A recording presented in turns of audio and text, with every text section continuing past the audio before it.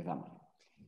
Bueno, el webinar de hoy es como muy teórico, aunque yo intentaré hacer una mera referencia a conceptos y luego establecer comparaciones, ejemplos y metáforas para que entendáis perfectamente lo que os voy a explicar y al acabar el webinar seáis capaces de explicarlo y de entenderlo exactamente igual que yo.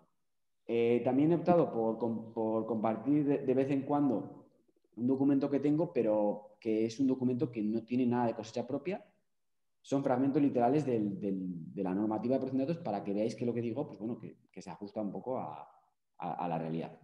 Entonces, quiero empezar primero con una primera referencia a la más teórica de todos, que es cuál es la normativa aplicable en materia de protección de datos.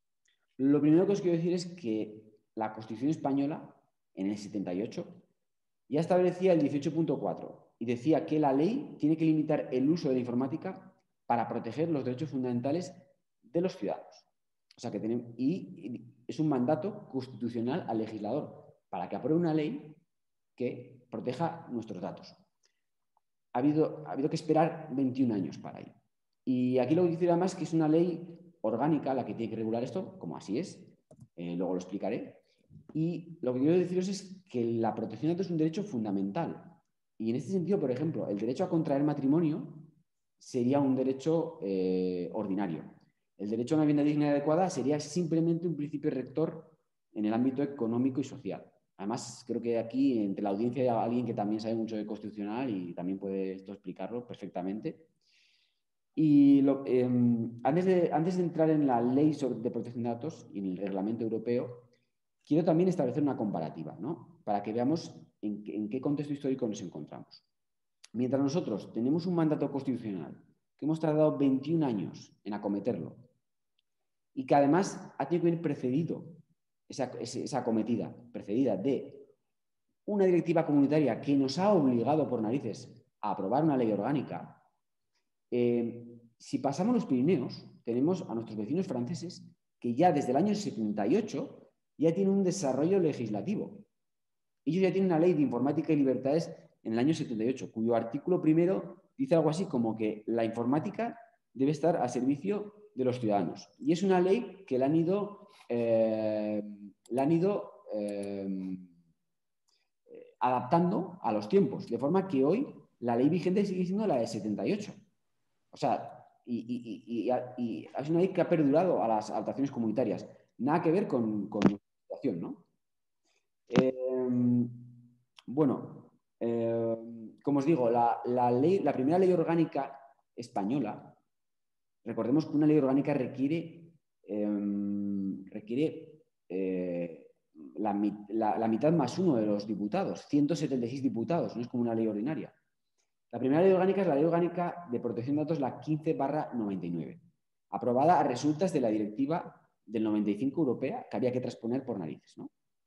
Bien, luego llegó el Reglamento General de Protección de Datos, que es la norma que ahora es vigente en toda la Unión Europea, en todo el territorio europeo, y esto no es obligatorio solo para los holandeses o los belgas, también es obligatorio para los españoles a nivel de derechos, pero también a nivel de que cuando somos personas autorizadas a tratar datos o cuando hay una empresa, una institución que es responsable de tratamiento de datos, tiene que cumplir la normativa comunitaria.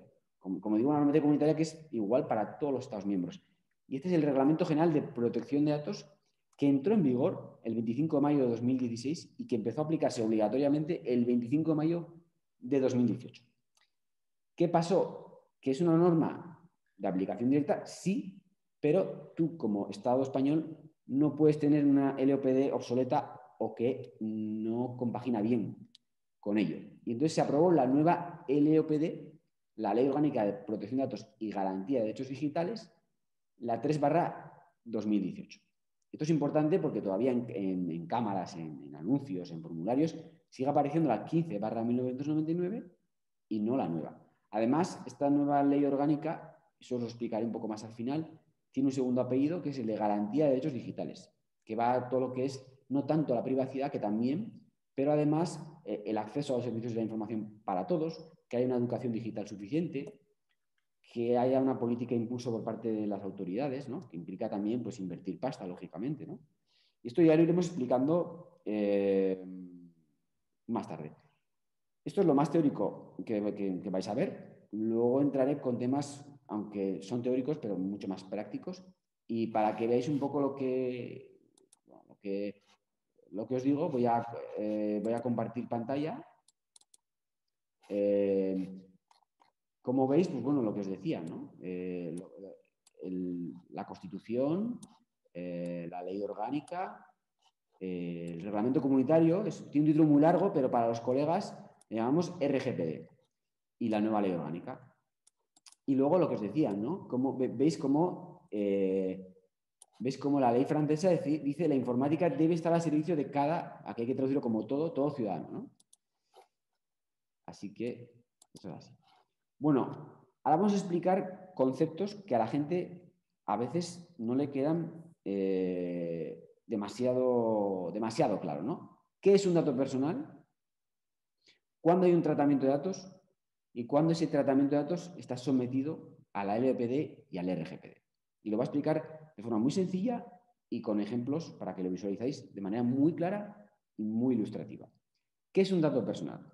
Un dato personal es cualquier referencia informativa relativa a una persona identificada o siquiera directa o indirectamente identificable.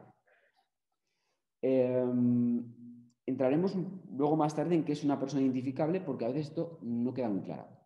Pero, por ejemplo, el número de DNI, el nombre, apellidos, la dirección de correo electrónico, ya sea la de trabajo o la personal, el pie que calzas, si eres vegetariano, si tienes alergia al cacahuete, si tienes diabetes, si tienes antecedentes o no tienes antecedentes penales, si trabajas en una empresa, si estás de baja, no sé, cualquier referencia informativa de una persona es un dato personal en la medida en que ese dato identifique o esté vinculado a una persona identificada.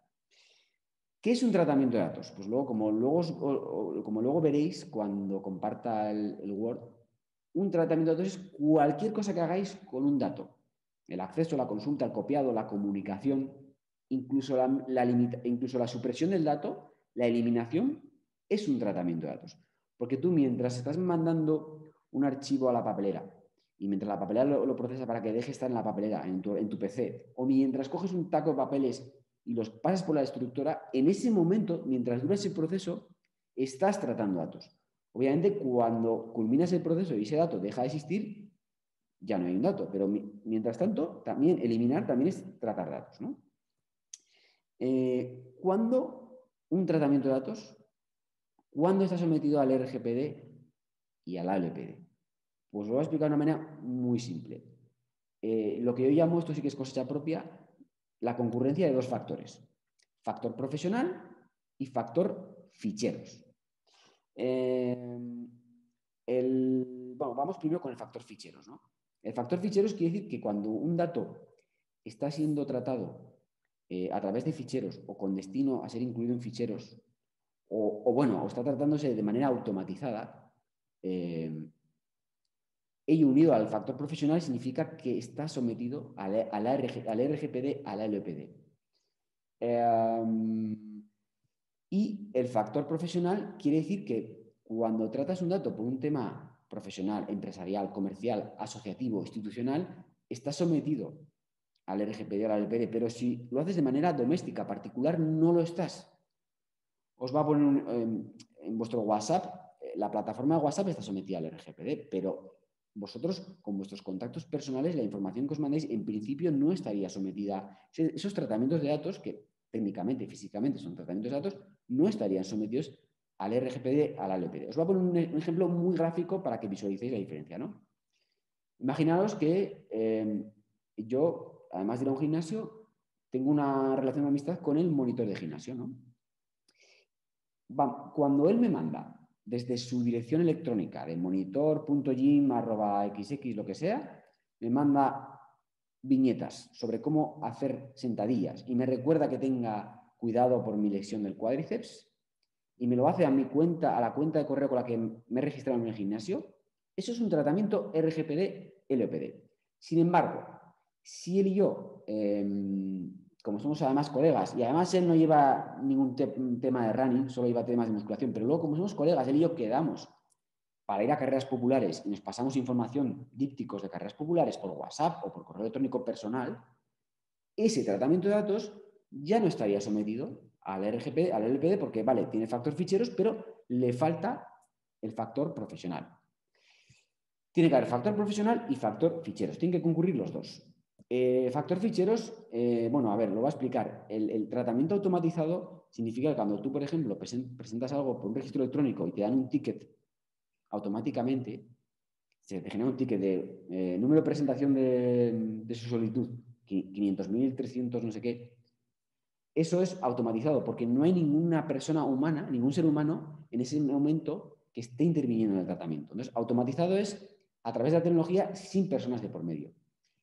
Claro, si no es automatizado, pero es mediante ficheros, también está sometido al LPD, al RGPD. Ficheros puede ser un Word, puede ser un Access, puede ser correo electrónico, puede ser Zoom, pero bueno, puede ser también, cuidado, puede ser una agenda en papel que tú tengas para tus contactos profesionales. Esto también sería un tratamiento de RGPD porque es un fichero, un cuaderno de papel.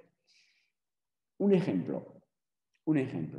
Imaginaros que en el próximo Consejo de Departamento estéis 10, 20 personas en una sala, presencialmente, no hay grabación, y de repente uno de vuestros colegas, que no es tan colega, os trata de imputar, voz en grito, la comisión de un delito. Aquí no hay ficheros de por medio. Este tratamiento de datos no es, o bueno, verter esta información no estaría sujeto al RGPD, a la LPD.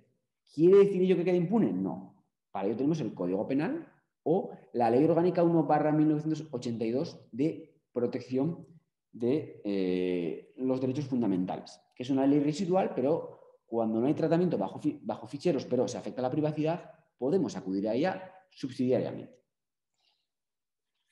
Pues estos serían un poco, son ejemplos como muy límites, pero sirven para ver lo que os estoy diciendo. Concepto de persona identificable, que es lo que os decía. Para hablar de un dato personal, tiene que haber una persona identificada o por lo menos identificable. Este tema me resulta muy complejo cuando trato con investigadores, porque para un investigador todo es anónimo, todo, o casi todo. Entonces, por ejemplo, en el ámbito de las ciencias sociales es muy habitual gente que cree que el DNI es un pseudonimizador o un anonimizador. No, perdona, el número de DNI es un identificador unívoco y es más identificador que el número de los apellidos. Tú vas a Madrid y en una posición administrativa puedes ver 2 o 3 personas seguidas con el mismo nombre y mismos apellidos por el mismo orden. Lo único que les distingue sobre el papel es el número de DNI. Tanto, el DNI no, es que es un identificador. Pero esto me genera muchas discusiones. Incluso yo, por ejemplo, yo tengo mal mi segundo apellido apuntado en el Registro General Electrónico de Gobierno de Navarra y voy a instar ya una rectificación seriamente. Pero mientras tanto, mi número de DNI es lo que me salva de cualquier tipo de duda de que yo soy yo, aunque hayan apuntado mal mi segundo apellido. O sea, y con esto no solo es el número de DNI. Si tú haces una encuesta al profesorado de, no sé, de la montaña de Navarra, si tú haces una grabación, la grabación por sí sola es muy identificativa porque la voz es un rasgo identificador, pero es que si tú además la etiqueta con la que guardas o el nombre del archivo o el fichero con el que guardas esa grabación, que ya de por sí es significativa, pero es que además le pones tutor, segundo primaria, Escuela del Roncal, profesor de naturales de secundaria del Valle de las Amezcuas. Tú estás identificando sin lugar a dudas a esa persona, porque todo el mundo sabe o todo el mundo puede saber ese año quién era ese profesor, ese tutor, con lo cual no hay ni anonimización ni nada que valga. Entonces hay que tener cuidado porque muchas veces no se tiene claro qué es una persona identificable, ¿no? Y se tiende a pensar que esto es anónimo o que no, pero no. Y ya por último, como ejemplo de persona identificable, pues quiero hacer referencia a un dato personal que el RGPD europeo lo define como un dato personal, pero es que además le atribuye un importante potencial identificador, que es el IP, el protocolo Internet, el Internet Protocol. Cuando tú operas por Internet, cuando accedes a una aplicación de encuestas, cuando accedes simplemente al buscador de Internet, cuando te actúas con una aplicación, lo haces a través de un punto de acceso electrónico, a través de un Internet Protocol. Y tiene que haber registrado así porque es que además, tal y como está montada la sociedad de la información, técnicamente no podrías operar Internet sin un punto de acceso electrónico, sin que eso quede registrado. Cuando se hacen encuestas online, que la gente llama anónimas, que no tienen nada anónimas, siempre se registra el Internet Protocol. No solo eso, muchas de las aplicaciones de encuestas tragan la dirección electrónica de la que accedes, te asignan un número de registro con las variables que tú consignas. Ese número de registro ya suele estar vinculado al punto de acceso electrónico, a la hora a la que rellenas la encuesta, etc. No hay encuestas online por definición en absoluto anónimas. Es más fácil, una encuesta online en papel la puedes hacer, ¿no? Con ciertas cautelas, la puedes, pero online diría que nunca. Bueno, hay algunos métodos, ahora os voy a decir, pero en principio no. Claro, yo soy jurista y me cuesta explicar estas cosas, pero lo haría mucho mejor que yo un ingeniero o un teleco, un informático, pero yo veo que el Internet Protocol tiene un potencial identificador brutal. El Internet Protocol te puede situar en un radio geográfico en el que, vale, si hay mucha gente accediendo a Internet, a lo mejor no es muy identificativo, pero yo os pregunto, ¿cómo cogen muchas veces a ciberdelincuentes, a pederastas, con el Internet Protocol? Por lo tanto, es significativo. Pero no es solo eso, vayamos a lo concreto, a un ejemplo que yo visualicé. Hace algún tiempo tuvimos una incidencia informática X, ¿no? Que tampoco voy a... Y al final era alguien que estaba pues, experimentando con el ordenador de la UNA, nada grave, ¿no? Pero de fondo sí que parecía muy grave y se nos alertó desde una entidad que vigila estas cosas. Y yo recuerdo cuando facilitaron el Internet Protocol, el informático, la seguridad informática empezó a sudar, porque dijo, uff, con un IP, ¿qué hacemos? Porque podemos estar hablando de que puede ser buscar una aguja en un pajar, puede ser un edificio dentro de la universidad, pueden ser 100, 200 PCs de la universidad. Sin embargo, en este caso, por el número que era, por la numeración que era, desde el primer momento estaban en duda en 4 ordenadores y en cuanto fueron con una referencia más, sabían el PC donde había salido esa incidencia informática, solo con el Internet Protocol, en un campus que está plagado de PCs, de tablets y de todo. Con lo cual, el Internet Protocol es un dato personal con potencial identificador, sin lugar a dudas. Bueno, ahora he compartido y es un poco lo que os comentaba, ¿no? Cuando hay un tratamiento, bueno, automatizado o ficheros, esto es lo que denota la aplicación de RGPD. Persona identificable, lo que os decía, ¿no? Es directa o indirectamente mediante un identificador, ¿no? Lo que os decía un poco, ¿no? Y luego, pues lo del Internet Protocol, el RGPD ya te dice que es un dato de carácter personal y que además, bueno, que junto con otros datos puede identificar a la persona. O sea, es algo que es normativa, que no es algo que se han inventado 4 frikis de la tecnología, ¿no? Bueno, lo que os decía, ¿cómo manejar información anónima?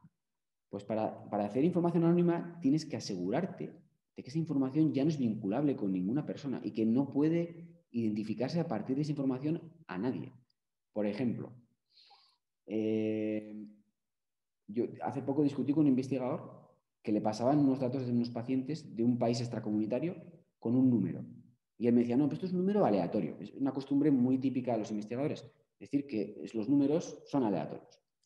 Y al final hablamos con el otro país y nos dijeron, no, es que es el número de registro de paciente que tenemos en nuestro servicio de salud. Pues obviamente esto no es, a ver, no es, claro, tú puedes decir, bueno, pero si yo tengo, imagínate, el número de servicio de salud XX de no sé qué país de América o de lo que sea, yo no sé quién es y a lo mejor este tampoco sabe quién es, sí, pero es un dato, como mucho, es un dato pseudonimizado.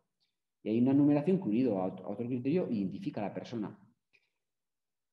Si vosotros tenéis un dato pseudonimizado, ¿no? Vinculado a una numeración, pero no a un nombre de los apellidos, y queréis decir una investigación, yo quiero trabajar a partir de ahora con información anónima, ¿qué tendríais que hacer? Pues, bueno, primero consultarme, pero luego yo os diría, bueno, ese número que tienes, ese seudónimo, te lo vas a cargar y le vas a asignar otro número, este sí, totalmente aleatorio, 1, 2, 3, 4, 5 o A, B, C, D. Y por supuesto no vas a guardar la correspondencia entre el código viejo y el código nuevo. De manera que transformas un dato pseudonimizado en un dato, en una información anónima. Y aquí es lo mismo, ¿no? O sea, aquí, si os fijáis, este es un extracto del RGPD. De los datos personales pseudonimizados.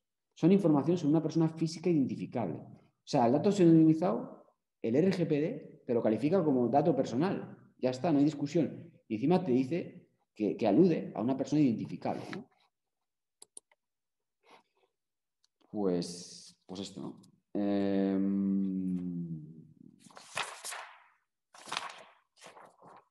Bueno, luego quiero derribar un mito que hay al respecto, ¿no? Hay mucha gente que sigue pensando que la única base jurídica para tratar datos es el consentimiento, ¿no? Y que si una persona no consiente, no se pueden tratar sus datos. Por ejemplo, típico caso, alguien que quiere entrar en una instalación restringida sin mascarilla, te dice que está bajo una excepción legal o médica, le pides que te la acredite. Acreditar no significa hacer como si fueses, yo qué sé, agente especial y sacar un papel. Significa que la mandes por un correo electrónico a un funcionario de esa instalación. Dice, no, pero es que es mi privacidad. Y si no doy mi consentimiento no puedes. No, perdona. El consentimiento, esto es un ejemplo. Si yo me presento a una oposición, yo no consiento que traten mis datos. Mis datos tienen que tratarse. Si no, me quedo sin presentarme a la oposición. Como si pido un certificado a secretario general. Como miles de cosas. El consentimiento es solo una de las bases jurídicas que te habilitan a tratar datos. Obviamente, cuando el consentimiento es la base, sí, tienes que prestar el consentimiento. Y tiene que ser libre, tiene que ser voluntario, tiene que ser para unos fines determinados, por supuesto. Pero es solo una de las 6 bases principales para tratar datos. Tendríamos el interés público, la obligación legal, la ejecución de un contrato, entre otros, el interés legítimo de una persona o el interés legítimo del responsable de tratamiento de datos. ¿No? Pues esto es lo que os digo, ¿no? Si yo me presento a una oposición, el gobierno de Navarra tendrá que tratar mis datos por interés público y por obligación legal, y en ningún caso deberá ni debería pedirme el consentimiento. Eso sí, en la instancia que firmo, tiene que informarme del tratamiento de datos, que es obligatorio, pero tiene que informarme de ese tratamiento de datos, pero no pedirme el consentimiento, ¿no? Y luego, bueno, luego quiero explicaros una serie de principios generales muy rápidamente, porque son muy teóricos, sobre la protección de datos. Bueno, pues sería el principio de transparencia, que es lo que os digo, ¿no? Ya sea el tratamiento ya se base en el consentimiento o sea un tratamiento obligatorio, tú tienes que informar de cuál es la base jurídica, de si es obligatorio o voluntario, de quién es el responsable de tratamiento, de qué datos se van a tratar, para qué se van a tratar, durante cuánto tiempo, con qué finalidad. Tienes que ser transparente en el tratamiento de datos. Limitación de la finalidad. ¿Para qué fines? No vale para todo, ¿no? O sea, yo te pido este dato, pero luego ya pues se lo cedo a este otro, hago un estudio así sin avisarte porque me da la gana, ¿no? Pues hay que limitar la finalidad. Minimización de datos. Cuantos menos datos cojas, mejor, ¿no? Y aquí podríamos poner el ejemplo de la típica aplicación que la haces para una cosa muy concreta y te están pidiendo, no sé, te están preguntando a ver si te comes las uñas para registrarte en esa aplicación, ¿no? O sea, es un poco absurdo, ¿no? Y aquí, por ejemplo, es un ejemplo que suelo poner, es cuando los gestores de procesos selectivos, bueno, de becas, perdón, de becas, piden los números de cuenta corriente en el momento de presentar la instancia. Y os digo, no es el momento ideal. El momento ideal es la propuesta de adjudicación de becas. Porque si tú pides, si se presentan 200 personas para una beca y tú les pides ya de entrada los 200 números de cuenta corriente, según con el RGPD en la mano, yo te digo que estás tratando 180 números de cuenta corriente que no deberías tratar en ese momento. Si hay una brecha de seguridad y ese archivo acaba en la web, porque, por poner un ejemplo así, bueno, es un Excel y en las otras hojas del Excel aparecen todos los datos, cuentas corrientes y demás, y no se han dado cuenta y han publicado todo el Excel, ¿no? Pues obviamente la brecha de seguridad es un mal en sí mismo, pero ya está peor cuando en lugar de aparecer solo los 20 números de cuenta corriente o ninguno, porque todavía no hay que pedirlos de la gente, en lugar de eso, resulta que aparecen 200 números de cuenta corriente, cuando 180 de ellos ni siquiera tendrías que haberlos pedido, en ningún caso. Por lo tanto, minimización. Exactitud, pues bueno, exactitud. Nuestros datos tienen que estar actualizados, ser precisos. Esto sobre todo es importante en el ámbito de los CVs, de los curriculum vitae. Cuando hay una empresa que se dedica a la selección de personal solamente, tiene que tener una política de borrado de CVs o de actualización. porque el CV de alguien de 40, 50 años, pues en 2 años pasa a estar desactualizado posiblemente, pero ya no te digo el de una persona de 25, que a lo mejor no sé si tiene más o menos movilidad laboral, pero está aprendiendo inglés, está, yo qué sé, haciendo un curso de ofimática, está, ¿no? Limitación del plazo de conservación, lo que os digo, ¿no? Los datos cuando dejan de ser necesarios deben ser borrados. Esto es muy complicado porque hay gente que te viene a ti como delegado y te dice, ¿cuándo los puedo borrar? Y yo no puedo darte un plazo. Tú que eres la persona autorizada a tratar datos, debes saber cuándo va a borrar, ¿no? Si tú tienes unas facturas y sabes que la Cámara de Contos o la Comisión Europea te las va a exigir dentro de 5 o 10 años, bueno, pues podrías poner el plazo de 5 o 10 años por un ejemplo. Pero yo no te puedo decir, porque yo no soy un experto en facturación ni en intervención económica. Integridad y confidencialidad. Integridad, que nuestros datos no sufran pérdidas ni manipulación, ¿no? Tema Cifuentes, por ejemplo, ¿no? Alguien subió la nota sin que ella se diese cuenta, ¿no? Fíjate qué desgracia.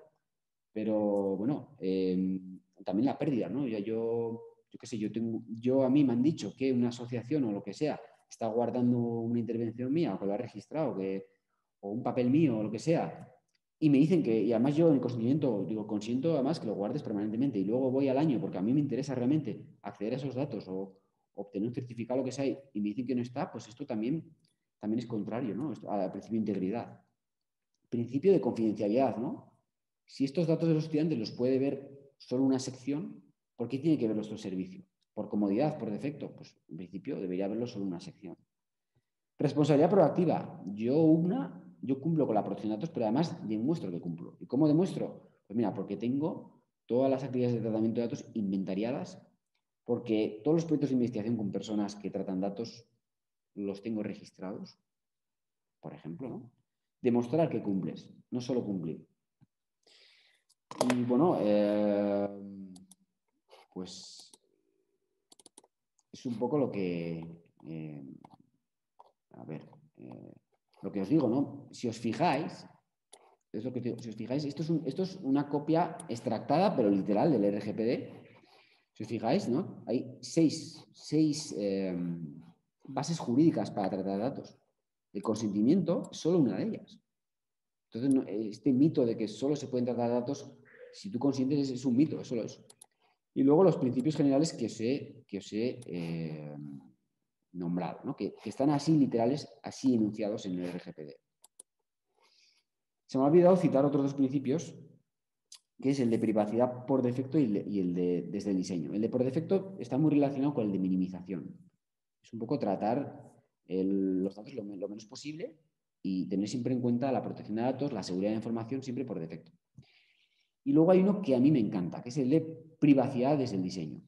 Si todo el mundo cumpliese con la privacidad desde el diseño, el trabajo de un delegado sería infinitamente, o sea, más fácil.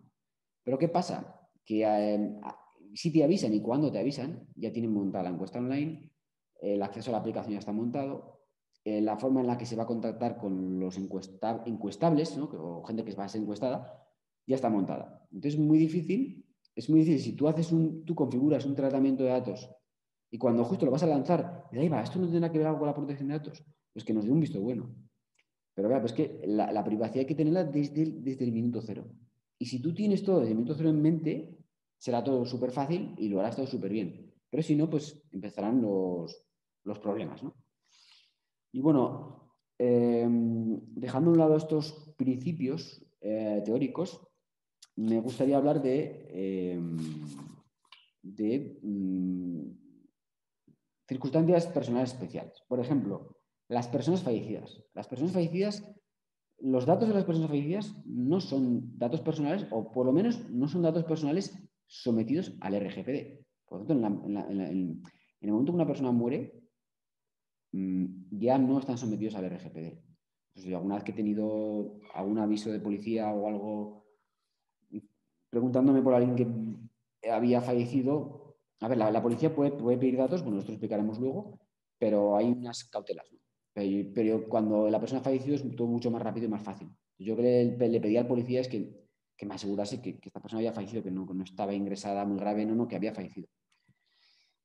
Como digo aquí, el reglamento comunitario no regula nada y lo que te dice es que la legislación nacional puede regular de derechos de los herederos, de los familiares. Y aquí la LOPD-GDD española lo único que te dice es que, bueno, que la familia puede pedir acceso a esos datos, pues puede pedir rectificación, ¿no? Pues ahí hay una información difamatoria del difunto, la familia puede pedir que se rectifique y puede pedir ver qué ficheros están tratando de esa persona, ¿no? Y luego está el testamento digital, que luego veremos, pero es un poco básicamente decir que, oye, mira, cuando yo muera, pues bueno, cuando yo muera, bajo ningún concepto quiero que esta red social facilite mis comunicaciones a mi marido, a mi mujer, por ejemplo, ¿no? O a lo contrario, ¿no? Quiero que mi mujer, mi marido tenga la clave y a partir de ahí gestionen el perfil de mi red social. Esto es el testamento digital.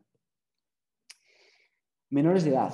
Menores de edad, a ver, el RGPD solo reguló la minoría de edad, el factor minoría de edad, en lo que es el acceso a la sociedad de la información.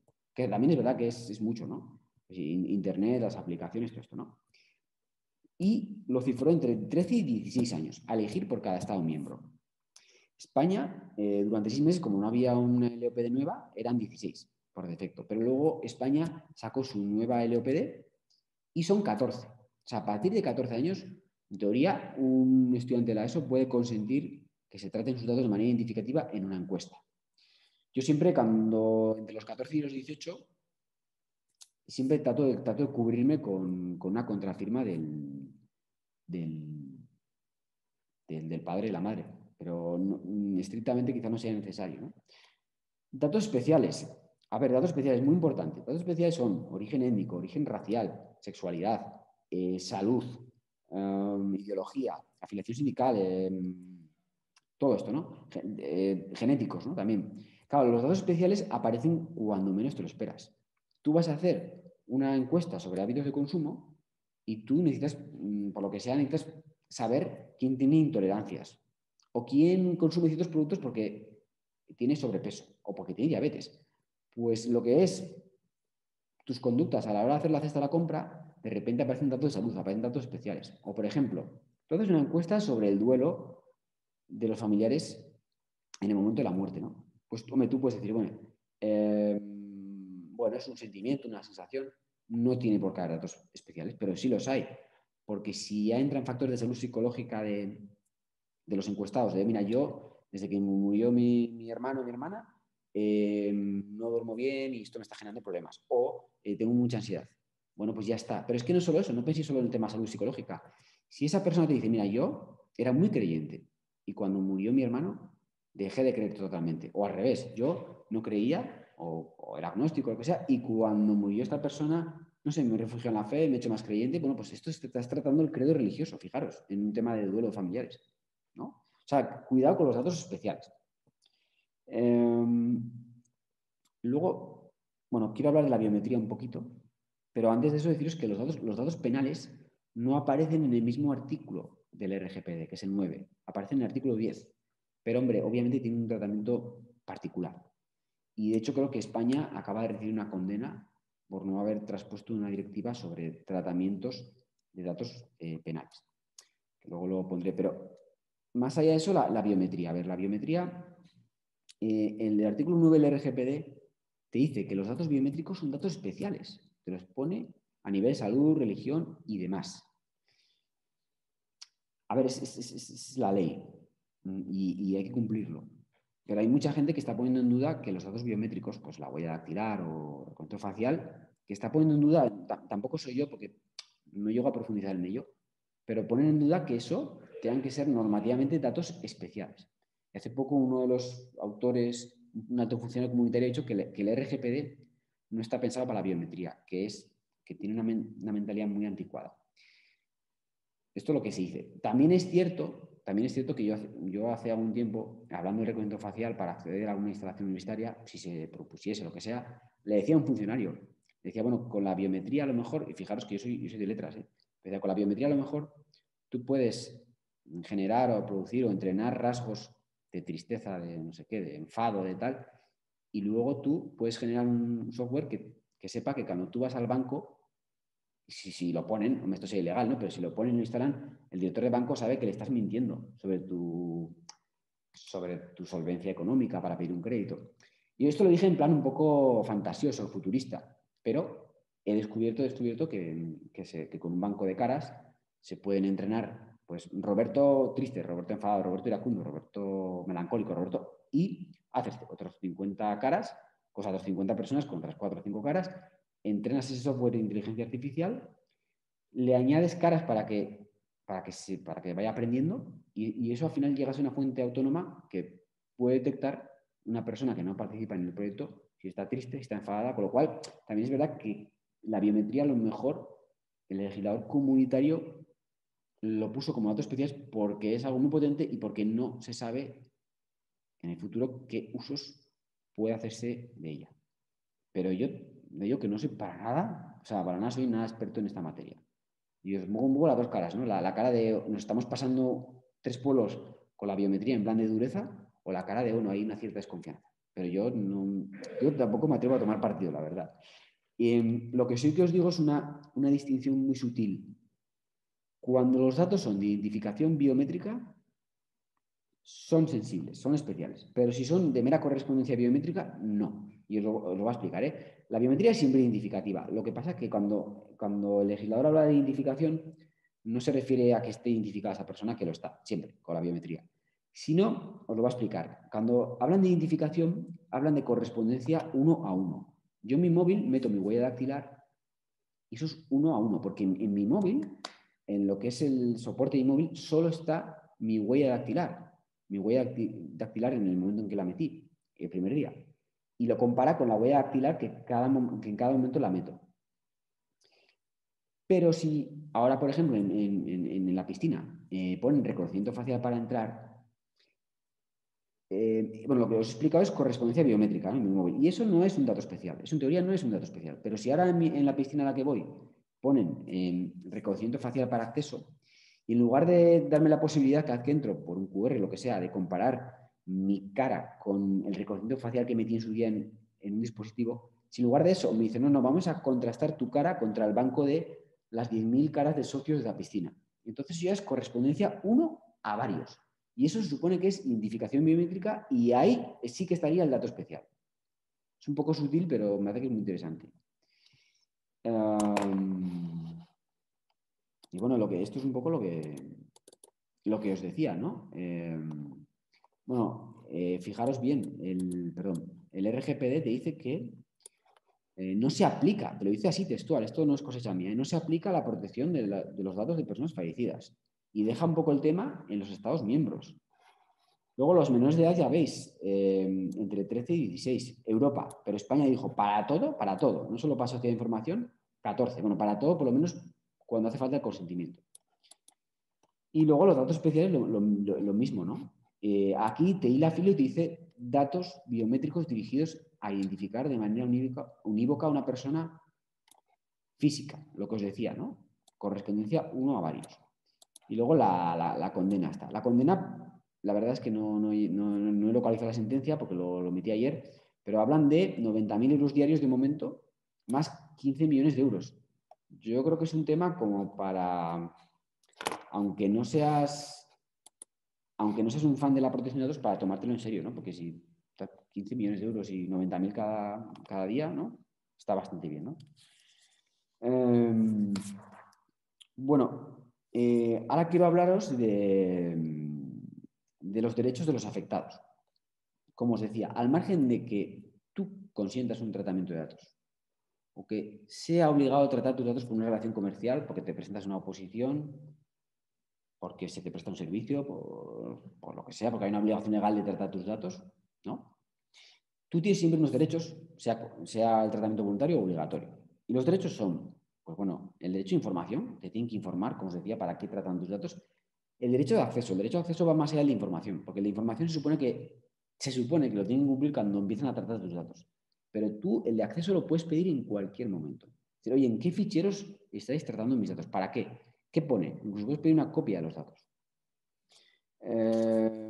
Rectificación, ¿no? Yo qué sé, si en una web, no sé, alguien dice que, no sé, por ejemplo, ¿no?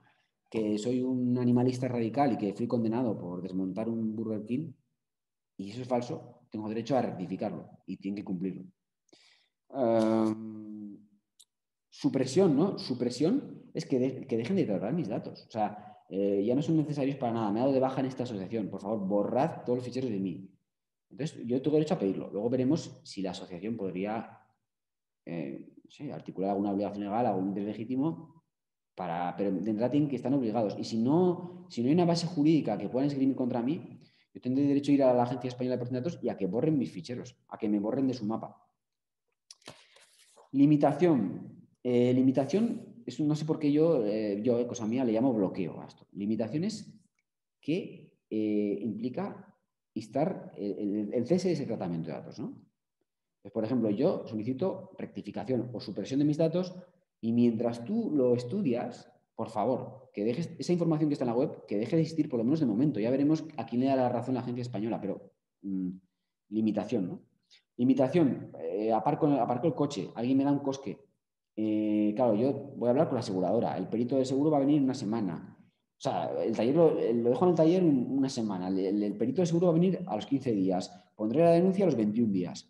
Bueno, como sabéis, luego las imágenes de videovigilancia por sistema, obligatoriamente, legalmente, tienen que eliminarse a los 30 días. Pues yo puedo y digo, oye, UBNA, si no me vais a dar las imágenes de videovigilancia porque lo tienen que estudiar, porque necesitas que presente una denuncia, un justificante de esta franja horaria, de esta cámara, oye, limitado de los 30 días, porque yo no sé cuándo os voy a poder presentar la denuncia, que sería un justificante como para acceder a las imágenes, ¿no? Entonces, mientras tanto, no vaya a ser que yo llegue a los 32 días y al mes ya lo habéis eliminado, pues por favor limitad ese tratamiento de datos y esas imágenes bloqueadlas, no las eliminéis a los 30 días. Bloqueadlas porque es posible o no, pero es posible que me las tengáis que dar, ¿no? Derecho de limitación. Derecho de oposición, que es un poco distinto de supresión, ¿no? Yo estoy en una asociación yo qué sé, pues para, no sé, pues por ejemplo, de salvar a las ballenas, ¿no? Y yo quiero seguir siendo miembro de la asociación y quiero que me convoquen a las reuniones de la asociación. Lo quiero.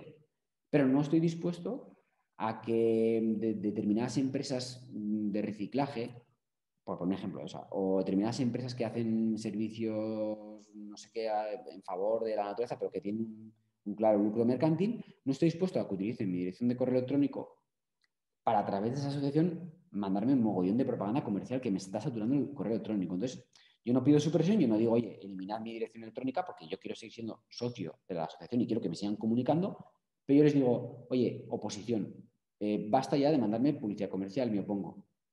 Mantenerme en vuestro directorio de correo electrónico e informarme de esto, pero no me sigáis mandando publicidad comercial. Portabilidad, ¿no? Portabilidad sería un poco, pues, pedir un certificado de antigüedad de tus datos, por ejemplo, ¿no? Tienes derecho a que te den tus datos de manera estructurada, ¿no? Y luego, una cosa muy importante, que antes recordad que al RGPD está sometido por tratamiento mediante ficheros o tratamiento automatizado.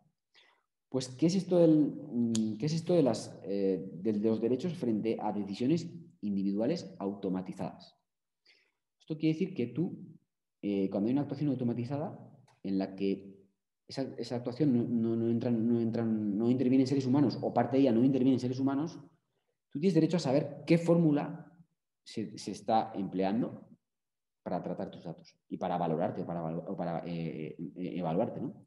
Recordad, ¿no? Pues decía, una actuación automatizada es tú presentas un archivo, no, presentas una instancia en un registro electrónico y se te genera un número de entrada, ¿no? Pues, y ahí no hay ningún humano que te está dando un número de entrada, es la máquina que te está dando un número de entrada. Esto es automatizado, pero si ya eso, en lugar de simplemente eso, es una fórmula matemática, un algoritmo que te está valorando, por ejemplo, ¿no? En un test de solvencia económica para una entidad bancaria o para pedir un crédito o con una aseguradora, tú metes una aplicación, pues mira, tengo 40 años, tengo diabetes, tengo todavía pendiente no sé qué deuda, tengo una hipoteca de tanto, y si a ti en lugar de un humano procesar tus datos resulta que te están preasignando unas variables automáticamente, tú tienes derecho a saber y en su caso a emitir opinión y a ponerte a poder recurrir esa fórmula, porque puede tener elementos yo qué sé, discriminatorios, ¿no? O sea, a ti, por ejemplo, no sé, por poner un ejemplo, a ti, por ejemplo, te puede parecer muy mal que a ti te ranqueen como más peligroso, entre comillas, más arriesgado financieramente por tener una hipoteca de 100.000, si tú luego demuestras, no, tengo una hipoteca de 100.000, pero es que, oye, por lo que sea, tengo 50.000 o 100.000 ahorrados en el banco. Y a este tío tiene una hipoteca de solo 60.000 y siempre está en números rojos, joder, y a este tío le estáis valorando financieramente como más solvente que yo. No me parece bien. Bueno, esto ya sería un tema material, pero de entrada tendrías derecho a conocer la valoración de esa fórmula, ¿no? Y a impugnarla en su caso. Y aquí os podría poner, por ejemplo, lo que pasó en Francia, en las universidades, creo que en el año 2019, ¿no? Por lo visto en Francia, para acceder a cada universidad concreta, hay una fórmula, un algoritmo que emplea el Ministerio francés para rankear a la gente, ¿no? Para que pueda elegir según qué universidad quiere ir. Ese algoritmo es público. Entonces, y supongo que no tendrá elementos discriminatorios. Pero en aquella época resulta que cada universidad, ya no digo cada universidad, sino cada centro de cada pues, comisión de máster, comisión de grado de un departamento, de una facultad, tenía su propio algoritmo. No tiene por qué ser en sí algo malo, pero es que ese algoritmo no lo hacían público. Y hubo una asociación de estudiantes que impugnó el tema. Impugnó el tema porque además sospechaban, decían que a lo mejor había un sesgo discriminatorio. Y ellos detrás lo que decían es que se estaba limitando mucho el poder elegir una universidad según si vivías en un núcleo urbano o según si vivías en un núcleo rural, ¿no? Como que estaban valorando peor a los del núcleo rural para decir si podían ir hasta otra universidad. Esto es lo que sospechaba los estudiantes. Yo en su momento pues, lo seguí un poco ya, ¿no? Y sé que impugnaron el tema y creo que yo creo que la agencia de allá, la francesa, les dio la razón, pero luego el tema acabó en el Consejo de Estado y en el Consejo de Estado pues estaba estudiando el tema y no sé en qué se quedó, pero lo que os digo, ¿no? Al final, al final, pues, bueno, pues el hecho de que a ti te valoren tus datos con una fórmula, claro, la aplicación de la fórmula, si es matemática, siempre va a ser objetiva, obviamente. Pero eso no quita que la fórmula no tenga componentes de entrada discriminatorios, ¿no? Y aquí, mira, si os fijáis, ¿no? Tienes derecho a no ser objeto de una decisión basada únicamente en tratamiento automatizado. Tú puedes pedir que un humano te la revise, ¿no? Por ejemplo, ¿no? Y luego, bueno, los derechos de oposición, que os decía, esto es literal, portabilidad, bueno, pues luego supresión, limitación, rectificación, acceso, un poco todo esto. Ahora me gustaría hablaros, voy a seguir compartiendo la pantalla porque voy a ir muy rápido ahora, pero estos temas son súper prácticos, de manera que podáis etiquetar al personal y saber vosotros qué rol desempeñáis. A ver, esto lo titulo como quién es quién, ¿no? Entonces, ¿quiénes son las personas interesadas o afectadas? Las personas interesadas o afectadas son las personas titulares de los datos. Es verdad que el RGPD utiliza el término de persona interesada, pero a mí y a muchos nos parece que legalmente es correcto, pero socialmente nos parece un poco atrevido, porque como persona interesada te está atribuyendo un rol muy empoderado de sujeto activo, pero en realidad la realidad social del tratamiento de datos de Internet, de la sociedad de información, te demuestra que muchas veces tratan tus datos de una manera incorrecta, no te informan al respecto y luego reutilizan tus datos como les da la gana. Por lo tanto, yo siempre hablo de persona interesada o afectada, ¿no? Responsable de tratamiento de datos. Responsable de tratamiento de datos es, en este caso, la UBNA. Es siempre la institución, la empresa o el profesional autónomo que está tratando tus datos, ¿no? Entonces, la UBNA es el responsable de tratamiento de datos. Vosotros veréis en algunas universidades que se cita al rector o a gerente, pero esto es simplemente por poner una cabeza visible a la institución, pero quien tiene la responsabilidad como persona jurídica no es el gerente o el rector, es la institución en su conjunto. El encargado de tratamiento, pues bueno, nuestro encargado de tratamiento por excelencia sería la FUS, la Fundación Universidad Sociedad. Podría ser Sigma podría ser mañana una empresa que contratemos para servicios de seguridad informática. Podría ser una empresa que gestionase el visionado, no, el mantenimiento de las cámaras de seguridad, ¿no? Al final es aquel que trata los datos operativamente quien se mancha de barro, pero siempre conforme a los fines, conforme a las instrucciones del responsable de tratamiento. El responsable de tratamiento siempre va a decir para qué y por qué y va a motivar el tratamiento. Y el encargado es el que lo va a tratar, ¿no? El que va a manosear los datos, por decirlo así. Pero siempre bajo la instrucción del responsable. Corresponsables, pues es lo mismo, ¿no? Que haya varios responsables juntos, ¿no? Pues si la Universidad de La Rioja y la de la Pública Navarra hacen un título conjunto, pues serán corresponsables, ¿no? Para cuando en los supuestos de corresponsabilidad o de encargo de tratamiento, la ley te dice que tiene que haber un contrato de encargo o un acuerdo de corresponsabilidad. Esto es importante, porque si nuestro encargado comete una tropelía, está bien que justifiquemos que nosotros ya hemos exigido en un contrato las medidas de seguridad informática y demás que tiene que cumplir. Si no está ese contrato, el problema y el marrón va a ser para nosotros. Y aquí os quiero poner el ejemplo de una pediatra francesa que compartía información pues bueno, de sus pacientes menores con otros profesionales. Esto, bueno, si lo haces con unas cautelas, unos protocolos, podría ser legal, pero ¿qué pasa? Aquí el problema vino de la mano del encargo de tratamiento. Le pidió a una empresa una especie de sistema de correo compartido, pero a la empresa no le dijo para qué era, le dijo que quería compartir información técnica, científica, no dijo que eran datos personales de menores y de salud. ¿Qué pasó? Hubo una vulnerabilidad y acabaron todos los datos en Internet. Y la madre de un niño, al meter el nombre de la enfermedad rara de su niño, vio el nombre de su niño, pero no solo de su niño, sino el de todos los niños que trataba esa pediatra. Y el marrón, obviamente, fue solo para la pediatra, una multa bastante gorda. Obviamente, el marrón no fue para la empresa. Si en ese caso hubiese habido un contrato de encargo correcto, quizá incluso la pediatra se hubiese librado totalmente y todo el marrón de haberse producido esa vulnerabilidad hubiera sido para para la empresa de seguridad informática, ¿no? Personas autorizadas a tratar datos. Muy importante. Aquí todos somos personas autorizadas a tratar datos. Vosotros como profesores, vosotros como investigadores, yo también soy persona autorizada a tratar datos, ¿no? Y tenemos que actuar siempre bajo las instrucciones del responsable, ¿no? Bajo la política de la universidad en materia de protección de datos. Lo del delegado, prefiero dejarlo un poco para el final de este apartado. Luego estarían las autoridades de control, y las autoridades de control son las agencias de protección de datos de cada país, ¿no? En cada Estado miembro tiene que haber en los veintitantos Estados miembros tiene que haber una autoridad de control.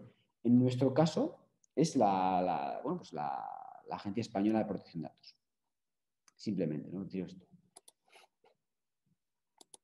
Vuelvo aquí, ¿no? En cuanto al delegado de protección de datos, que aparte que me concierne, lo digo porque hay mucha confusión. A ver, el delegado de protección de datos, su rol principal es el de asesor interno, nada más, es un asesor interno. O sea, el delegado de protección de datos tiene que saber mucho de protección de datos, tiene que asesorar correctamente al responsable de tratamiento, a la UNA, y tiene que concienciar a las personas autorizadas a tratar datos dentro de la UNA. Ese es el rol del delegado de protección de datos, pero en ningún caso cabe identificar al responsable de tratamiento con el delegado de protección de datos. Y además la ley te lo deja muy claro. Y la ley te dice una serie de cosas que tiene que cumplir que suenan como muy, por decirlo así, perdón por la expresión, pero suenan muy freaks, como la evaluación de impacto en materia de protección de datos y demás, o el registro de actividades de tratamiento de datos. ¿Y quién las tiene que cumplir? El responsable de tratamiento de datos, con el asesoramiento del delegado, pero solo con el asesoramiento. Aquí quiero dejar dos cosas claras.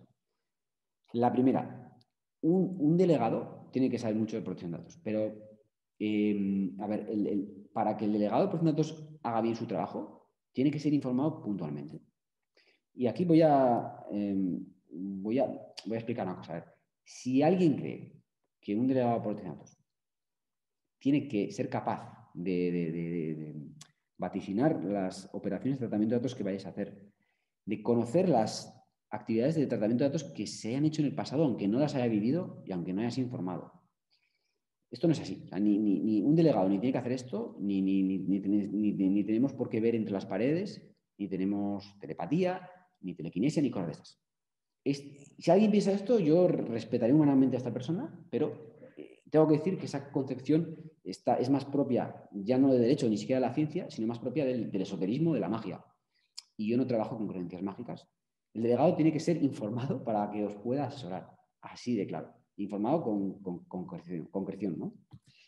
En cuanto al perfil del delegado, yo entiendo que el delegado, mi opinión, ojo, solo mi opinión, que puede venir de prácticamente de cualquier titulación universitaria, pero que luego tiene que tener un conocimiento muy intenso y muy brutal en materia de protección de datos, unos conocimientos simplemente genéricos del resto del derecho y a unos conocimientos básicos genéricos en gestión de la información y específicos en seguridad de la información. Y luego tiene que tener unas ciertas dotes de concienciación. También es verdad que el RGP dice que tienes que concienciar a las personas autorizadas a tratar datos. No añade el adjetivo concienciables, personas concienciables, porque lo considera un epíteto. Pero yo creo que sí que sería bueno haberlo puesto en la normativa, porque no toda persona es concienciable en materia de protección de datos, o no, salvo que el responsable de tratamiento le obligue. Y claro, obviamente concienciar a una persona no concienciable es que es imposible. Luego, cuando os hablo del perfil, hay mucho informático y mucho jurista. En España casi hay más jurista que informático. Yo creo que valen los dos.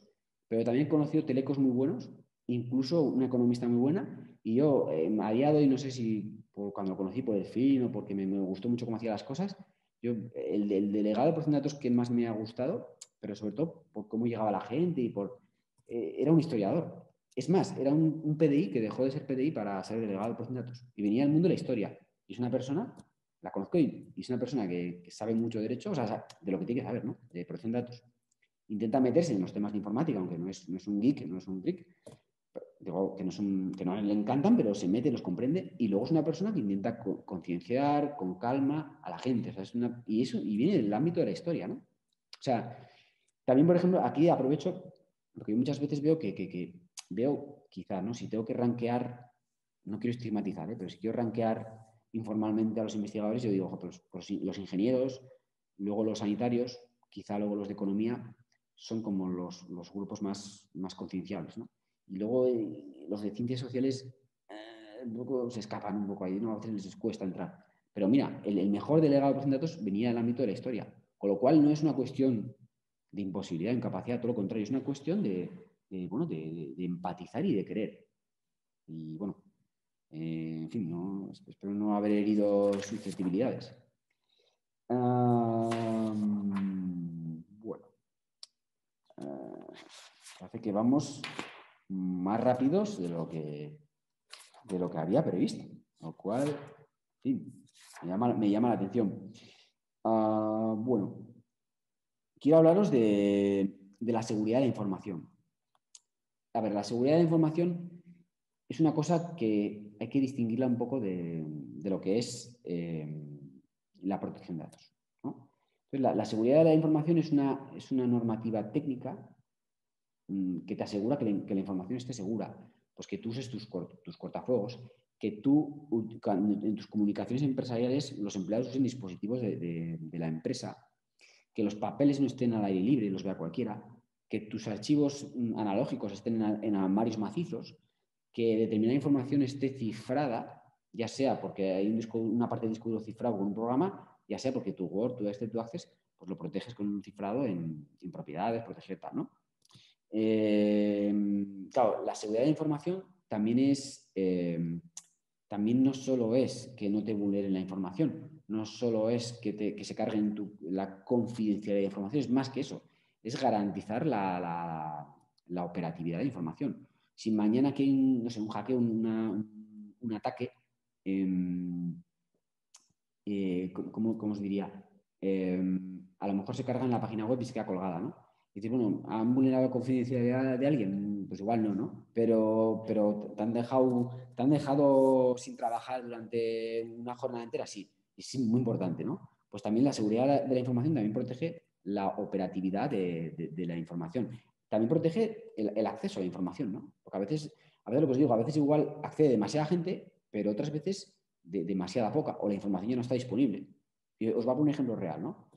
Yo hace muchos años, hace más de 10 años, o como pasa el tiempo, ¿no? Pues yo trabajaba en otra administración y mi labor yo era instructor de expedientes sancionadores, ¿no? Entonces yo cogía la denuncia de la policía y yo proponía abrir un expediente sancionador y yo proponía multar a una persona. A una persona normalmente eran empresas.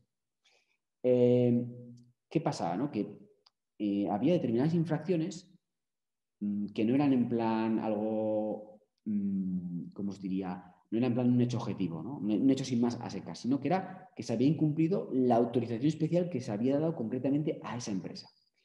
¿Qué pasaba? Que los de autorizaciones especiales, que trabajaban en la misma administración que nosotros, tenían la manía manía o costumbre, no quiero meterme con nadie, de cargarse, ¿no? Destruirse lo que os hablaba antes del plazo de limitación, ¿no? De cargarse las autorizaciones especiales cuando pasaba el año, porque ellos ya no necesitaban archivarlas si no querían.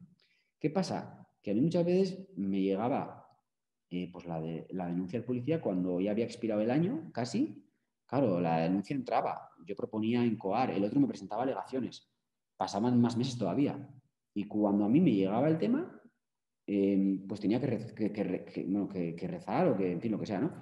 Para que esa autorización especial estuviese, que no hubiese pasado el plazo de un año. Porque si yo tenía la autorización especial, yo puedo decir, mira, esta persona, esta empresa, ha incumplido la autorización especial, le cae una multa sin lugar a dudas. Pero si yo no contaba con esa autorización especial, o sobreseía el expediente o intentaba proponer una multa cuando mi pieza fundamental de prueba no existe, ¿no? Por eso también seguridad de información también es operatividad, disponibilidad, accesibilidad, es un poco todo esto, ¿no? En cuanto a la seguridad de información, está el tema de las brechas, ¿no? Existe la obligación de, cuando hay una brecha de seguridad, de comunicarla a la Agencia Española de Protección de Datos, con matices, pero existe esa obligación. Hay que ver cuando hay una brecha de seguridad, cuando es un evento de seguridad, bueno, qué tipo de brecha es. Claro, una brecha de seguridad, igual vosotros estáis pensando que os entra un hacker ahí y os hace no sé qué, pero no, puede ser cosas mucho más normales, ¿no? Por ejemplo, por poner un ejemplo, a ver, configuráis una encuesta de evaluación de vuestros compañeros, ¿no? Y decís, bueno, y todo el mundo se pone de acuerdo en un departamento, en una facultad, de que solo lo vea, pues yo qué sé, la decana o quien fuere, ¿no? Y otros dos que son de otra facultad, que se les va el acceso a resultados, ¿no? Porque vais a evaluar a vuestros compañeros. Y el servicio administrativo, o quien sea, que configura la encuesta, que la hacen a través de una aplicación conectada con la web, pues modula mal los accesos. Y entonces, de repente, pues yo qué sé, pues aparece que muchos de esa facultad acceden a los resultados y ven como su compañero, o con el alias, piensa que quién es su compañero, les ha puesto a caldo a él, les ha puesto a caldo a su mejor amigo y hay la tercera guerra mundial, lógicamente. Pues esto también, esto técnicamente sería una brecha de seguridad, porque se han delimitado los accesos y se ha vulnerado la seguridad. Lo que os comentaba hace un tiempo, ¿no? Si tú tienes un Excel donde aparecen los becarios adjudicados de becas y esa es la página frontal del libro de Excel y tú lo mandas a no sé quién que publica en la web y le dices, públicame esto. Y el otro ve solo eso y entiende que tú te has asegurado de que solo esté eso, publica el Excel. Bueno, yo aconsejo no publicar Excel, ¿no? Pero aparte de esto, si publicas un Excel, pues tienes que asegurarte que en las otras páginas del Excel no aparezcan domicilios, cuentas corrientes. Si eso pasa y se publica en Internet y está un montón de cuentas corrientes al aire, esto es muy normal, ¿no? Pues es que estoy dándole... Yo tengo muy poca imaginación. Esto es otra brecha de seguridad. Si, por ejemplo, mañana vosotros sois parte, vosotros o, bueno, sí, vosotros también, ¿no? Sois parte de un tribunal calificador de gente de paz, pero os meten ahí, ¿no? Porque sois expertos en la materia. Y, no sé, el secretario del tribunal es un PAS y la persona que se presenta pues, tiene una inquina con él o lo que fuere y lo recusa. Pues hay un incidente de recusación, yo entiendo que tendría que verlo pues el recusado, recusable, el superior del recusable y en su caso el presidente del tribunal o bueno, el secretario, pero no tendría por qué darse no tenía que darse vista de esa audiencia de expediente a todos los miembros del tribunal, a los suplentes del tribunal. Bueno, imaginaros que en las alegaciones de recusación hablan del recusado de todo menos guapo. Imaginaros que la persona que está tramitando el expediente, por error, porque en la carpeta hay un archivo de no sé qué, no sé cuántos, y el nombre coincide, y en lugar de comunicar la resolución de recusación, lo que comunica por correo electrónico son las alegaciones del recusado. Y ven todos los que no tengan que verlo, ven todo tipo de tropelías vertidas sobre esa persona. Pues esto también sería una brecha de seguridad, por ejemplo. O sea, no necesariamente tenéis que estar pensando en hackeos, cosas sofisticadas, no necesariamente. Os voy a contar una especie de, bueno, de amago aborto de brecha de seguridad que yo sufrí hace 10 años. Cuando yo trabajaba en esta entidad como instructor de expedientes sancionadores, bueno, pues entró una persona que trabajaba para una empresa que estaba siendo sancionada o propuesta para sanción, y yo era el instructor. Y empezamos a discutir bastante fuerte. El problema no era ese, el problema es que había la costumbre allá, por costumbre, de que cuando los de la sección que preparaban los expedientes, un poco más lo que es el papeleo propiamente dicho, tenían la costumbre de dejarnos los pliegos de cargos y los documentos del expediente sancionador, de dejarnos encima de la mesa, pero en la parte delantera de la mesa.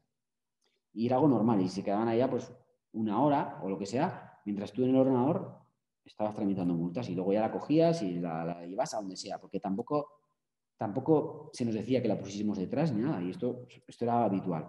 ¿Qué pasó? Que a mí alguien, esa mañana tenía mucho trabajo, y a mí alguien me dejó un taco lleno de pliegos de cargos, que yo ni siquiera llegué a ver, porque nada más haberme lo dejado, supongo, entró el gestor de esa empresa muy enervado y empezamos a discutir. ¿Qué pasó? Que él sí que estaba enervado, y entonces, pues, claro, él lleva un taco de papeles de lo que sea, ¿no? Porque aparte de recurrir multas, había más cosas ese hombre, ¿no?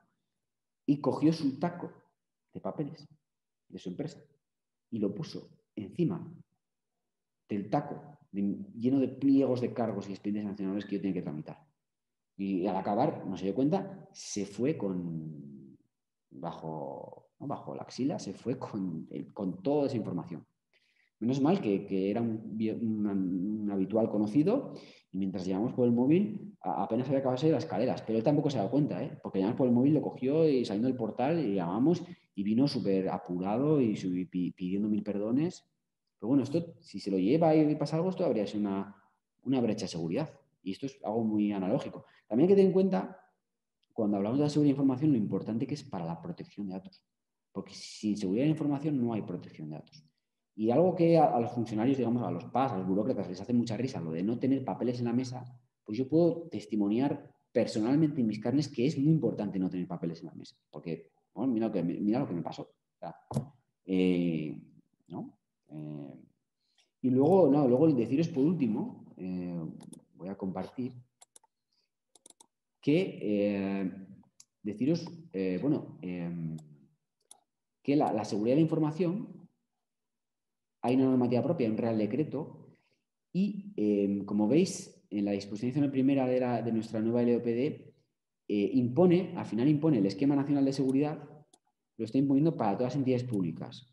También universidades públicas, también fundaciones públicas. Por lo tanto, estamos obligados a cumplir la normativa de la seguridad de información directamente. Y bueno, también deciros que la seguridad de información obviamente no solo protege la protección de datos, protege la propiedad intelectual, el secreto comercial, la seguridad física de la instalación, eso protege cualquier tema sensible de la información. Si tú lo aseguras, estás protegiendo eso, no solo la protección de datos, ¿no? Es una cosa importante a tener en cuenta. Bueno, os quiero hablar de una cosa que para mí es muy, muy, muy, muy importante, que es el registro de actividades de tratamiento de datos. Que lo tengo aquí. A ver, el registro de actividades de tratamiento de datos significa que tú, cada actividad de tratamiento de datos que lleves a cabo, tienes que tenerla inventariada. Y es más, ahora también la tienes que tener publicada, porque se modificó la ley de transparencia por aquello de la protección de datos, y nuestros registros de actividades de tratamiento de datos tienen que estar publicados en web. ¿Qué es una actividad de tratamiento de datos? Pues obviamente en el ámbito burocrático, pues yo qué sé, pues el registro, el archivo, las nóminas, el fichaje de personal, eh, las resoluciones de Secretaría General, el registro de convenios, el registro de acuerdos de Consejo de Gobierno, las encuestas que hace calidad, las prácticas universitarias, que además el encargado sería la FUS. Bueno, ¿qué pasa? Que las actividades de tratamiento burocráticas, por así decirlo, son más o menos estables, permanentes, muy fáciles de identificar. No cambian o no aparecen nuevas cada día, ¿no? Por decirlo así. Sin embargo, con la investigación, sí. Cada proyecto de investigación es de un padre y una madre y hay que inventariarlo. Yo suelo inventariar a final de año un registro de proyectos de personas, que llevan tratamientos de datos, ¿no? Y si os fijáis, ya lo que te pide es bastante fino. Te dice, identifícame al responsable, al encargado, los fines del tratamiento, ¿no? ¿Para qué tratas? ¿Quiénes son el colectivo interesado, ¿no? Pues el colectivo interesado puede ser, pues, jugadores de pádel de La Rioja que han sufrido lesiones, ciclistas retirados de Castilla y León, estudiantes de secundaria de Cantabria, ¿no? Porque si haces encuestas, pues te enseñan las personas, ¿no? Yo qué sé, en recursos humanos, pues los interesados somos toda la comunidad universitaria, ¿no? Pero también las personas que participan en procesos selectivos, aunque no lleguen a ser comunidad universitaria. Y luego te piden muchas cosas, ¿no? Que identifiques los... Y luego lo único que te dice como, no diría yo potestativo, porque dice, bueno, si es posible, los plazos de limitación de datos y las medidas de seguridad. ¿Por qué lo hice? Pues yo al principio no sabía por qué lo decía ser posible. Y cuando hice el registro de tratamiento de datos, comprobé que es muy complicado. Es muy complicado que la gente te especifique cuándo puede o no puede eliminar los datos y qué medidas de seguridad reales implementa. Entonces, esto sí que te lo dice como, bueno, si puedes, hazlo. Bueno, yo, el ejemplo del registro de actividades de tratamiento de datos lo pongo por lo siguiente. Para mí es muy importante, también en investigación. ¿Por qué? ¿Por qué es importante? A ver, es importante porque es obligatorio registrar toda actividad de tratamiento de datos. Es obligatorio. Es obligatorio, pero no solo por protección de datos, sino también por transparencia. Entonces, claro, puede darse el caso, además, perfectamente, de que haya un investigador que sepa de protección de datos el doble que yo y sepa que va a hacerlo, que imagínate que él va a tener en cuenta la privacidad desde el diseño desde el principio, que va a hacer unos consentimientos informados increíbles, que luego va a hacer el borrado de datos cuando tiene que hacer, que va a garantizar la confidencialidad. Ya, pero es que él me tiene que comunicar ese tratamiento de datos para que yo pueda inventariarlo, simplemente para eso. Imaginaos que es que tampoco suele ser, a ver, tampoco los investigadores suelen tener muchas veces la privacidad del diseño en la cabeza o no saben muchas veces de qué va esto, pero es que si nos encontrásemos con un experto de datos que fuese PDI, tendría que comunicarme para que pueda cumplir la ley, para que pueda registrar la actividad de tratamiento de datos. Y esto es muy, muy, muy importante. Yo tengo poquitos registrados a nivel de investigación. Como la UPV, nuestros vecinos, pues están muy bien, pero luego hay universidades muy grandes que tampoco lleven al día el registro porque es muy complicado. A veces parece ser que inventaría sobre todo los proyectos de investigación, ¿no? A tiempo y demás, ¿no? Bien. Bueno, os voy a hablar de muy rápido de una serie de tratamientos de datos, porque ya va pasando el tiempo, y que os pueden interesar porque son temas muy, muy, muy prácticos, aunque el curso era teórico. A ver, el tema del DNI, pues lo que os decía, el DNI es un dato personal, es un identificador unívoco. Y luego hay una cosa importante, desde hace un tiempo ya se hace una prohibición legal de publicar a la vez, nombre, apellidos y número de DNI. Número de DNI íntegro. No puedes hacerlo. Tienes que publicar nombre y apellidos, solo. Hay gente que empezó a publicar las primeros 4 dígitos, pero era una disposición legal muy farragosa y todos los DPDs, la mayoría, aconsejamos solo el nombre y apellidos cuando publicas en web. ¿Para qué se utiliza solo el número de DNI? Pero solo el número de DNI para notificaciones edictales. No puedo pillar a este tío en casa para notificar la multa, va al BOE y hago referencia al expediente y solo a su número de DNI, para que él pueda buscarse, pero en teoría los demás no. Pero no puedo publicar ya nombre, apellidos y DNI. Juntos, no se puede. Y he recibido varias peticiones de supresión Y aquí no, a la UNA no le doy opción de que dé ningún matiz. Le digo, mira, esto es ilegal, que mantengas publicado nombre y apellido si DNI es ilegal, hay que eliminar. Así de claro. Bueno, transparencia administrativa, ¿no? Lo que os digo, ¿no? Hay muchos DPDs que son muy hostiles a la transparencia, no es mi caso. Y además, por ejemplo, el RAT, el Registro de Tratamiento, es un tema de protección de datos al que se le da transparencia. Pues a mí me parece bien que se publique las retribuciones del gerente, o que se publique los contratos que la UNA tiene, o que se publique, yo qué sé, el personal eventual que tiene, o sea, personal eventual que dice de libre designación. A mí me parece positivo. Hay gente que dice, no, es que la transparencia choca con la protección de datos. Yo no lo veo así. Yo creo que la transparencia es como cualquier otra base legal, como el consentimiento, como la ejecución de un contrato, como lo que fuere, es una base que te habilita a tratar datos. Eso sí, esa transparencia tiene que estar acotada. Pero yo, o sea, para mí es una fuente que te legitima a tratar datos, pero no, yo no veo, a veces sí que puede haber un conflicto, pero no necesariamente la transparencia es un enemigo de la protección de datos. Trata de compaginarlo y hacer un uso racional y proporcionado, pero yo no veo, bueno. Requerimientos de datos policiales. Aquí quiero derribar una leyenda urbana. Si aparece la policía por la universidad y pide los datos de un empleado, de un estudiante, si se cumplen ese requisitos hay que dárselos sin necesidad de esperar una orden judicial o un requerimiento fiscal. Si el que te lo pide es un agente adscrito a una unidad orgánica de Poder Judicial, de Policía Judicial, perdón. Si te lo pide para una investigación penal en curso, se identifica con un seudónimo de agente, te dice para que te pida algo proporcionado, hay que dárselo. La agencia española tiene varias resoluciones y pone muy pocos límites de este sentido. Es la policía, hay que dárselo. No, si alguien, luego quiere alguien que me explayo, pero igual al resto de la gente le parece muy, muy pesado que me ponga aquí a hablar de los tratamientos policiales durante 10 minutos. ¿No? Ámbito laboral, obviamente, el ámbito laboral, el interés legítimo de la empresa, la necesidad del contrato laboral y de cumplir con la legislación laboral que rige el contrato laboral, como la obligación de fichar ahora, ¿no? Esto legitima a tratar datos, ¿no? Pero eso sí tiene que ser proporcionado, ¿no? No puede ser que el empleador, no sé, quiera ser tu amigo en todas tus redes sociales y que quiera enterarse de qué haces en tu tiempo libre, ¿no? Esto no puede ser. La videovigilancia, lo que os decía, ¿no? Hay que eliminar las imágenes, salvo que hay un bloqueo, una limitación que os decía, ¿no? Que alguien pide imágenes porque puede ser la policía, porque se ha visionado un delito, o puede ser alguien que le han cosqueado el coche, ¿no? Pero si no, al mes por sistema se van eliminando las imágenes de videovigilancia. Y lo que dice la ley es, tiene que grabarse justo el acceso a un edificio. No puede ser que se grabe mucho más allá en la calle. Y en la entrada puedes poner, pero tienes que justificarlo especialmente, ¿no? Pero obviamente, si está la videovigilancia, no hace falta el consentimiento de los trabajadores que van a ese edificio, porque si tú tienes que garantizar la seguridad física o de los bienes, hay una obligación legal, hay un interés público, por ejemplo, o un interés legítimo si es una empresa privada, y no necesitas pedir el consentimiento a cada uno de los empleados que trabajan en ese edificio para instalar cámaras. Esto no es así. Tendrá que ser, sí, legítimo, proporcionado, además de una base legal.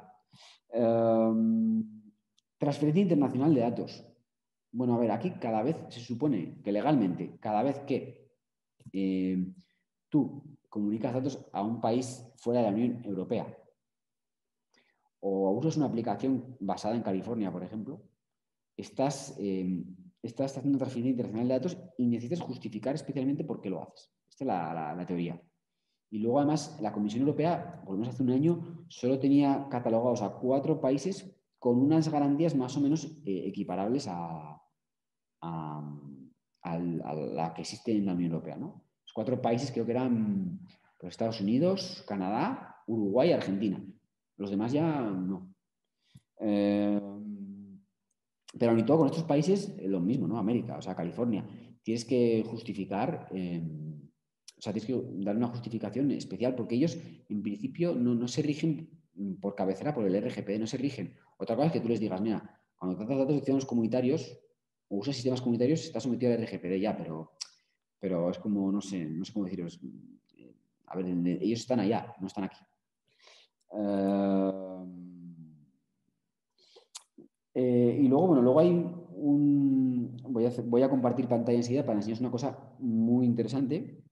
que no tiene nada que ver con el guión ese que he traído, que igual no os habéis quedado ciegos o ciegas viéndolo, sino que es una noticia de prensa sobre investigación universitaria, que es el tema que más me preocupa, pero también confieso que es el más me apasiona porque es súper entretenido, porque a mí pues, estar viendo si tal módulo de tal aplicación de información académica pueden hacer esta otra sección, primero me parece más aburrido, obviamente, que la investigación universitaria, pero aparte me parece que no es tan grave como que, por poner un ejemplo bruto, que alguien, que un investigador tenga un colega que trabaja en una clínica privada de lo que sea y le dé acceso a sus ficheros sin ningún tipo de cautela de RGPD, sin consultarlo con el delegado, porque sí, ¿no? Porque puede y porque... Esto segundo me parece muchísimo más grave que, oh Dios mío, en lugar de 5 funcionarios de estudiantes, 6 pueden ver ese módulo de esa aplicación, ¿no? Que es más interesante, hay que poner más el foco. A ver, la investigación científica es una base para tratar datos, o por lo menos es una base que, acompañada al consentimiento normalmente de los participantes en proyectos de investigación, te habilita a tratar datos. Y sí, te habilita, es una base, pero tienes que hacerlo, te dice la ley, con unas cautelas necesarias para un interés legítimo. Normalmente tiene que haber consentimientos. Si no hay consentimientos, tienes que articular disociación de la información para convertirla en anónima o tratar datos pseudonimizados de una manera correcta.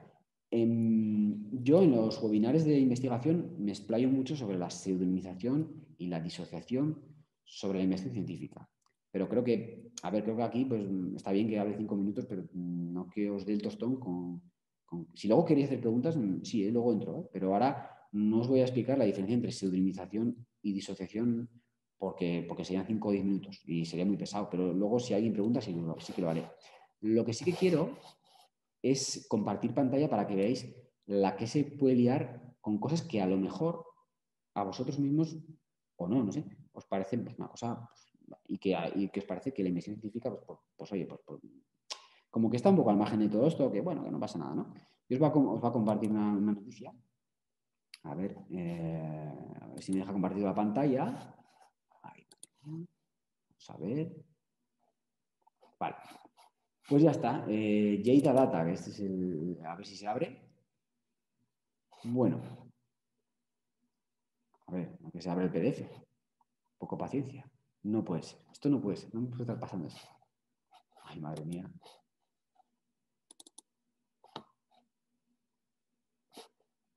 No se abre, no sé qué pasa.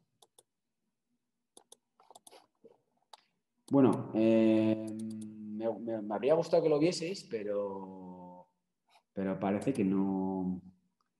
Parece que no es posible, no sé. A ver. Bueno, da igual. Me parece que aquí al descargármelo no tendríamos Adobe o lo que sea. Bueno, os lo cuento yo a voz y luego si queréis, la que queráis, el que queráis, me pedís el artículo de prensa y os lo facilito y os explico lo que queráis. A ver, esta es una noticia que ha sido noticia en muchos digitales, por ejemplo en El Mundo, en La Vanguardia. Ese PDF era una impresión del artículo de la Vanguardia, ¿no? No voy a meterme a buscar por internet porque igual no lo buscamos y estamos... El tema es que parece ser que en la Universidad de Lleida, un grupo de investigadores, parece ser del ámbito de la sociología, hizo con 7 institutos catalanes una encuesta a menores sobre sentimiento independentista. Yo aquí no veo, de entrada no veo ningún tipo de ilegalidad, ni me parece nada que no sea ni ético, ni me parece correcto, me parece que hay que investigar. Claro, ¿qué pasó? Bueno, pasó pues, lo que pasa muchas veces, ¿no? Que los investigadores no aplicaron la máxima de privacidad por diseño y parece ser, según cuenta la noticia y según lo que he podido entrarme yo directamente en Lleida, aunque no he querido molestar demasiado porque tampoco es plan, parece ser que, bueno, que estos investigadores les dieron las identidades o las direcciones electrónicas de los menores directamente y luego se dirigieron a ellos, no sé para mandarles un correo, no sé para qué. Y luego les mandaron una encuesta que yo no sé si era identificativa o no. Lo que parece que es la prensa dice que, bueno, pues que el centro facilitó a los investigadores las identidades de esos menores sin venir a cuento, cuando encima no era necesario para girar la encuesta. Y bueno, y luego dicen cosas como más técnicas de protección de datos de, oye, no se inventarió la actividad de tratamiento de datos, no se consultó al DPD. y nos hizo la evaluación de impacto en materia de protección de datos, que es una cosa muy técnica que si alguno que me conocéis nunca la exijo en los proyectos de investigación, porque, bueno, ya bastante con enterarme un poco de qué vais a hacer y de hacer algún cuestionario informado yo mismo, como para hacer una evaluación de impacto en materia de protección de datos. Bueno, esto obviamente a mí tú me dices, como DPD en la teoría, tengo que hacer un examen teórico como DPD, ¿tú esto te parece irregular? Pues yo diría que, bueno, pues sí, pues se ha detectado esto, se ha hecho mal esto, es irregular. De hecho, la agencia catalana ha abierto un expediente sancionador. Y bueno, y se ha montado una muy gorda en la escuela y ha salido en todos los medios. Si a mí me dices, cotejándolo con los usos locales que tú conoces, ¿te parece esto muy grave? Pues diría que me parece simplemente nimio o anecdótico. Aquí me toca ser sincero, no puedo dibujaros un mundo de unicornios balanceándose en columpios de golosina. No puedo porque estaría mintiendo y estaría haciendo mal mi trabajo. Bueno, pido perdón por el PDF Me habría gustado que vieseis la noticia porque había sombreado en amarillo lo que os decía. Bueno, rápidamente, antes de contaros una anécdota real muy interesante que sufrí yo en mis carnes en materia de protección de datos, ya os he contado la de seguridad de información, pero la de protección de datos es mucho más interesante. Os quiero hablar del segundo apellido, ya vamos terminando, el segundo apellido de la nueva LOPD. Decimos LOPD GDD, Garantía de Derechos Digitales. Como os digo, estos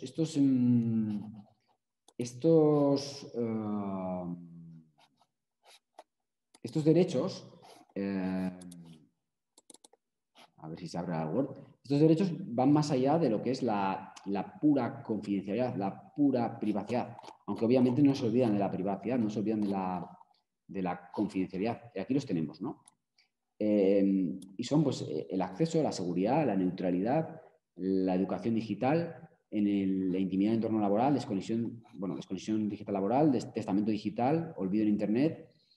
Bueno, pues por ejemplo, tenemos el acceso, ¿no? Aquí lo que se trata es que si tú operas en Internet, si tú prestas servicios de sociedad de información como una empresa de teleco, tú tienes que garantizar eso a todo el mundo, con independencia de su capacidad técnica, sus conocimientos, con independencia de que concurra un factor de discapacidad, sobre todo con independencia de que tú residas en un núcleo rural, ¿no? No es equitativo, que tú por estar en un núcleo rural la fibra te funcione de pena, ¿no? Pues esto es un poco, he puesto acceso, pero en realidad tenía puesto accesibilidad.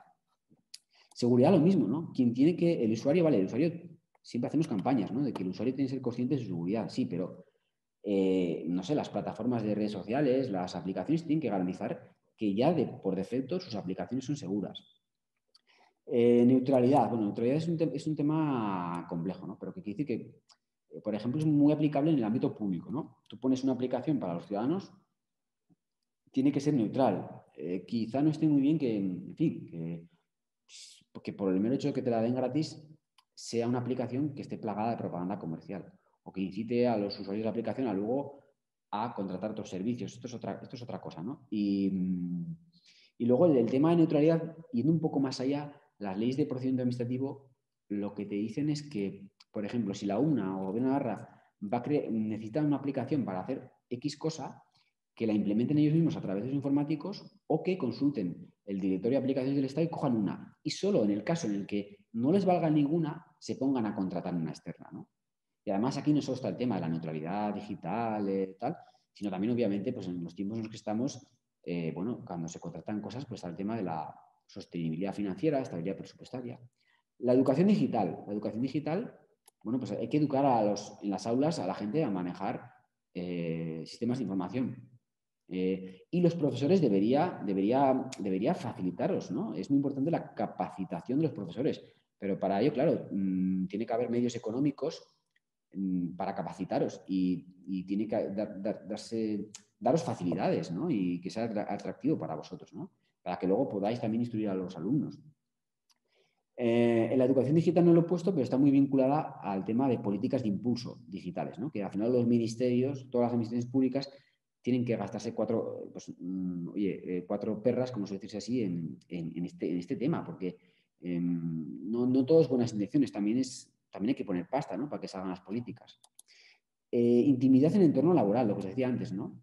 Tú pones una cámara a la entrada bueno, o si tu jefe puede acceder a la bandeja del correo, sí podría, sí, pero tiene que estar regulado en cómo, en qué casos y para qué. Y sobre todo para fines estrictamente laborales, ¿no? Desconexión digital laboral. Desconexión digital laboral.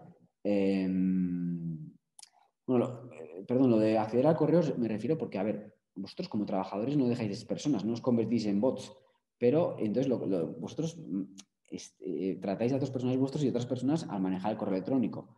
Pero con lo que os decía, el dato personal, la única base para tratarla no es el consentimiento. El contrato laboral, ¿no? El interés público también. Entonces, en un momento dado, puede justificarse el acceso a los dispositivos que maneja el empleado, ¿no?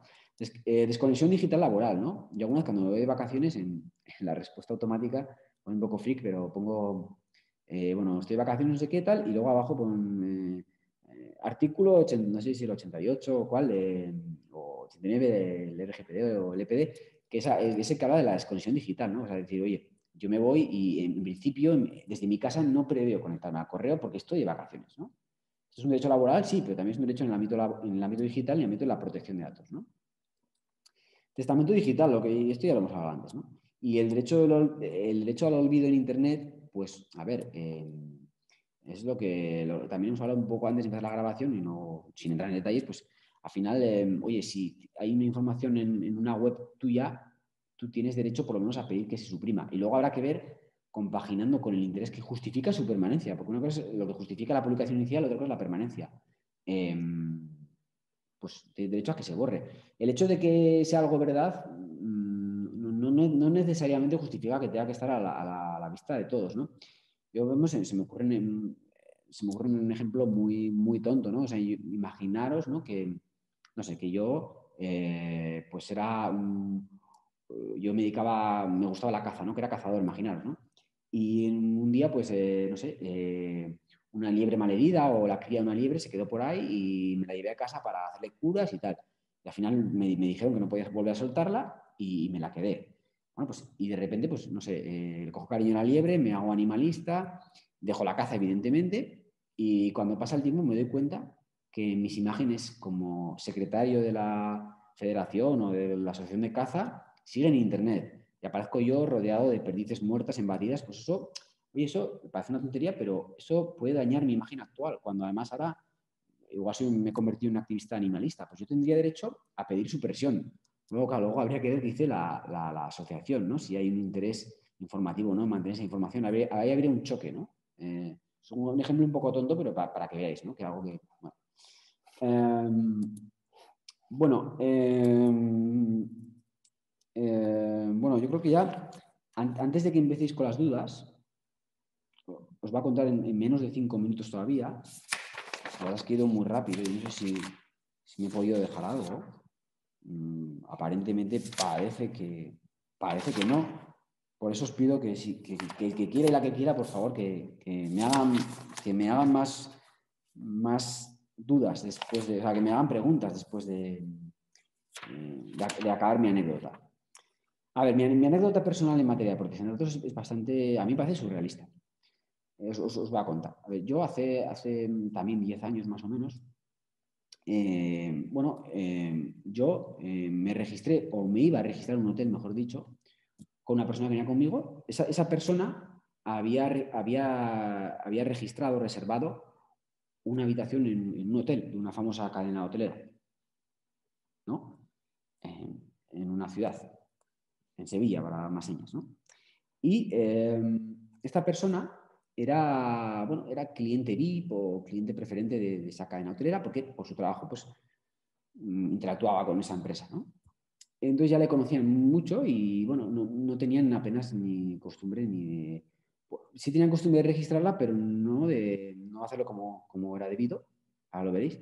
Y desde luego cuando iba yo con ella, a mí ni siquiera me registraba, ¿no? Para aquí un inciso, cuando dos personas van a un hotel, o dos o tres o cuatro, hay que registrar a todas, pero por normativa de seguridad pública. Y luego esos datos, normalmente a medianoche o cuando sea, van a la Dirección General de Policía. Y esto está en la Ley Orgánica de Seguridad Ciudadana, pero seguro que habrá un Real Decreto o algo que lo regule más por ahí.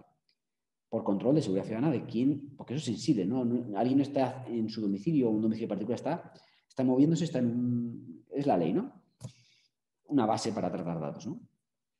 Claro, ¿qué pasó en aquel momento? Pues, como siempre, registraron solo a la persona que me acompañaba, que era la que reservó el hotel, y a mí ni siquiera me registraron, ¿no? ¿Por qué? ¿No?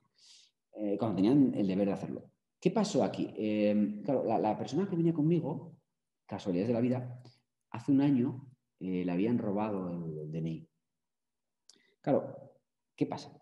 En esta cadena hotelera, entre otras cosas que hacían mal, yo creo, a nivel de protección de datos, era guardarse en su base de datos los DNIs escaneados de la gente más, los clientes más habituales, de manera que cuando viene alguien por ahí, en lugar de escanearlo de nuevas o meter los datos en una base de datos, en lugar de hacer eso, pues ya tú ya los DNIs que ya tienes de otras veces, que los tienes almacenados, los mandas a la Dirección General de Policía y tal cual, ¿no?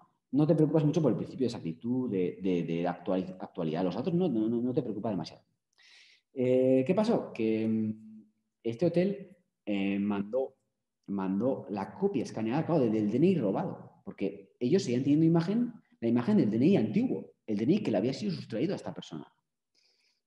Y claro, imaginaros, pues a la Dirección General de Policía salta la alarma, ¿no? Alguien se ha registrado con un DNI robado. Esto es lo que luego descubrimos después.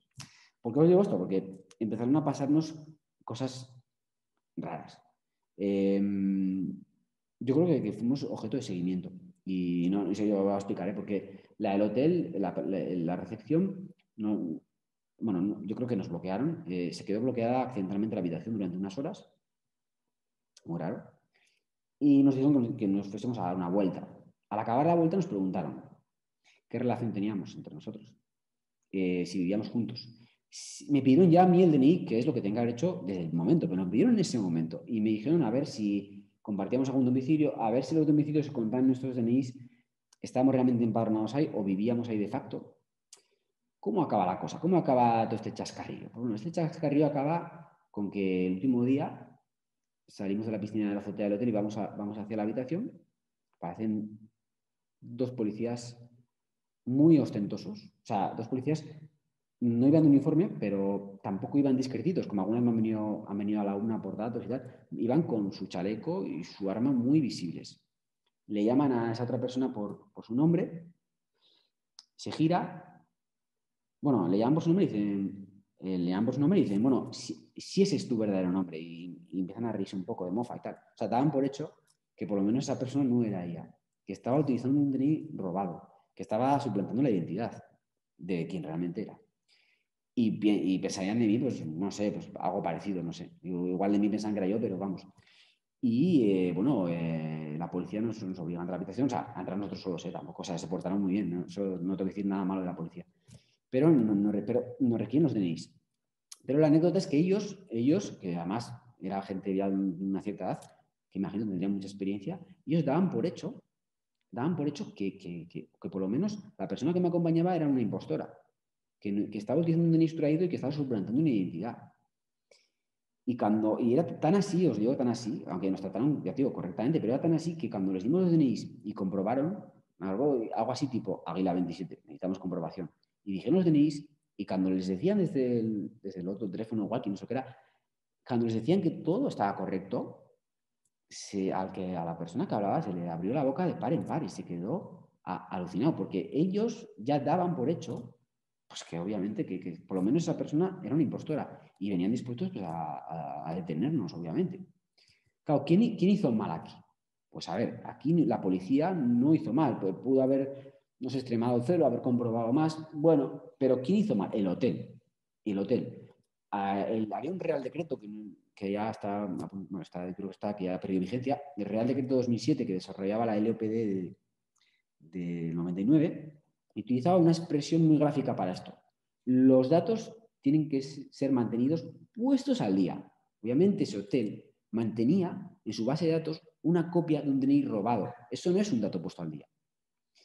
Y entonces, eso es una infracción clara. Había en aquel momento, entre que no sabía nada o casi nada de protección de datos, aunque sea jurista, no quiere decir que sepas nada.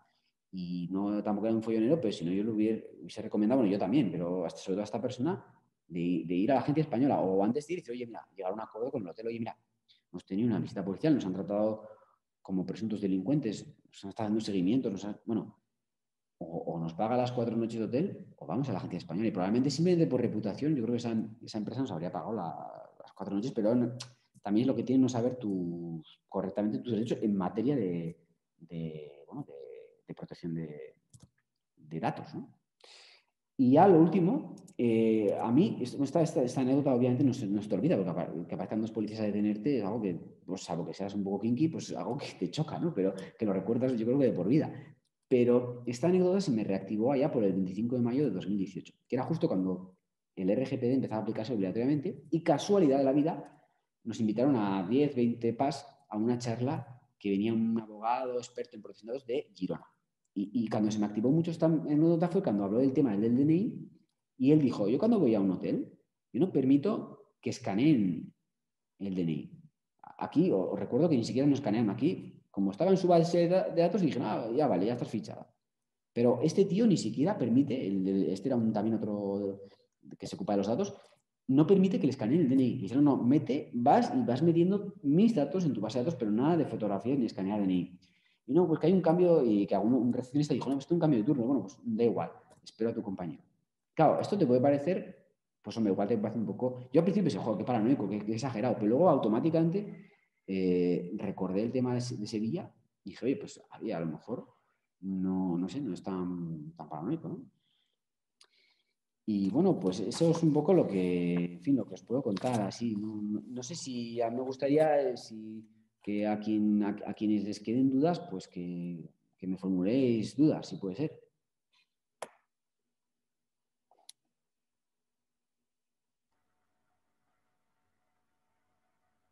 No hay dudas? No hay, no hay. Javier, nada, una cosilla, simplemente, como has comentado lo del tema del hotel, ¿no? Que yo sí que, por ejemplo, he visto que las entidades bancarias sí que te hacen eso. Sí que te cogen y se quedan ellos una fotocopia o se lo escanean.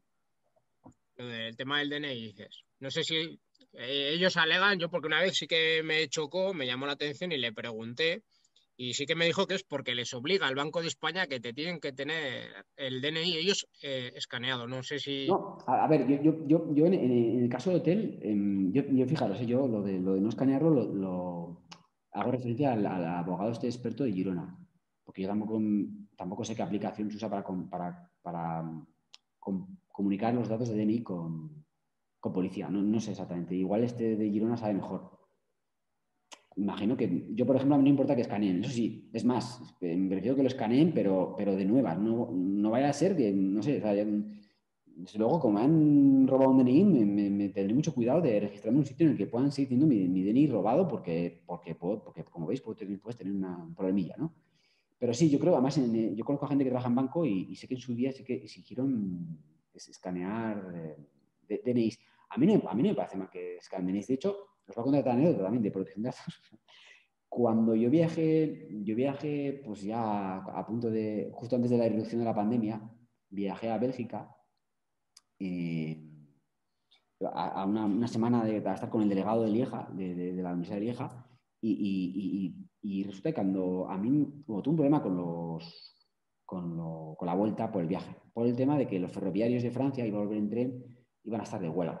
Entonces tuve que cogerlo por un avión y tuve que cogerlo a través de la agencia de viajes que tiene contratada la UNA, pues porque yo qué sé, yo siempre lo hago así, pues porque luego no sé si luego voy a poder reembolsar el dinero o si me lo van a reembolsar a mí, mejor dicho, ¿no? Y la verdad es que aquí no me quedan las normas muy claras. Si puedo hacerlo yo, puedo hacerlo no. Fui por la agencia. Entonces, ¿qué hizo la agencia? Por otro ejemplo, que a veces que no es malo que se escaneen de ello que se cuente con la mayor información posible, ¿no? Pues esta agencia lo que hizo fue, mi tarjeta de embarque la rellenó con datos aleatorios. Me pusieron que había nacido más tarde, bueno, me pusieron más joven, bien, pero claro, es que si tú vas y un funcionario de aduanas o quien sea, te controla en el aeropuerto, o sea, que no coinciden los datos de tu DNI con tu carta de embarque, vas a tener un problemón. Además, casualidad, pero luego al volver vi, pues eso, la policía belga que casi mata o sea, una trifulca que hubo en el aeropuerto a uno que este no tenía carta de embarque, no la enseñaba. No es lo mismo, pero luego dije, ostras, no puede ser que yo vaya a un aeropuerto internacional con una carta de embarque que no me encaja en... Luego me dijeron en la agencia, es que lo hacemos así porque es que, es que la gente no nos quiere facilitar todos los datos de DNI o tal. Yo, como delegado, si me preguntas, yo casi ya partidario en estos casos, que sé que los vas a necesitar, que se mande el DNI a la agencia de viajes, que luego tenga una política de eliminación correcta, ¿no? Incluso que, oye, has sacado el trámite y lo eliminas. Que viajas otra con nosotros, ya nos has dado tu copia de DNI. Pero lo que no puede ser es que como no tengo datos suficientes, tampoco me los preguntaron, ¿eh? La verdad. Coja y te ponga que has nacido 5 años antes o 5 años después. Esto no, porque luego puedes tener un problema muy gordo. Yo me puse muy, muy, muy cabezón y conseguí generar los datos de embarque bien. Pero para ello fue un follón, porque claro, yo ya habían registrado mi carta de embarque, tuvieron que anularla para que yo pudiese registrarla correctamente. O sea, que a mí no me parece mal, que yo qué sé, y además creo que en el banco, yo conozco gente que trabajaba en banco, ¿no? Por circunstancias, y sí que hubo una época, me acuerdo más, una época masiva que a partir de ahí tenían que tenerlos, lo que tú dices, ¿no? Todos los tenéis escaneados. Javier, sí.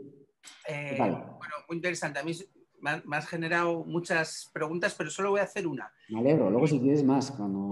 No, pero bueno, como no son tampoco, son un poco colaterales, pero ha habido una sí que tengo curiosidad, y es un poco en relación a lo que has dicho de la tensión o el conflicto, que has dicho que no debe ser muy conflictivo, pero quizás sí que puedan estar un poco en tensión, pues la idea de la transparencia y la protección de datos y sobre todo en lo que son concursos o procesos competitivos, ¿no? Ya sea de profesorado, de PAS o incluso de estudiantes en una beca, ¿no?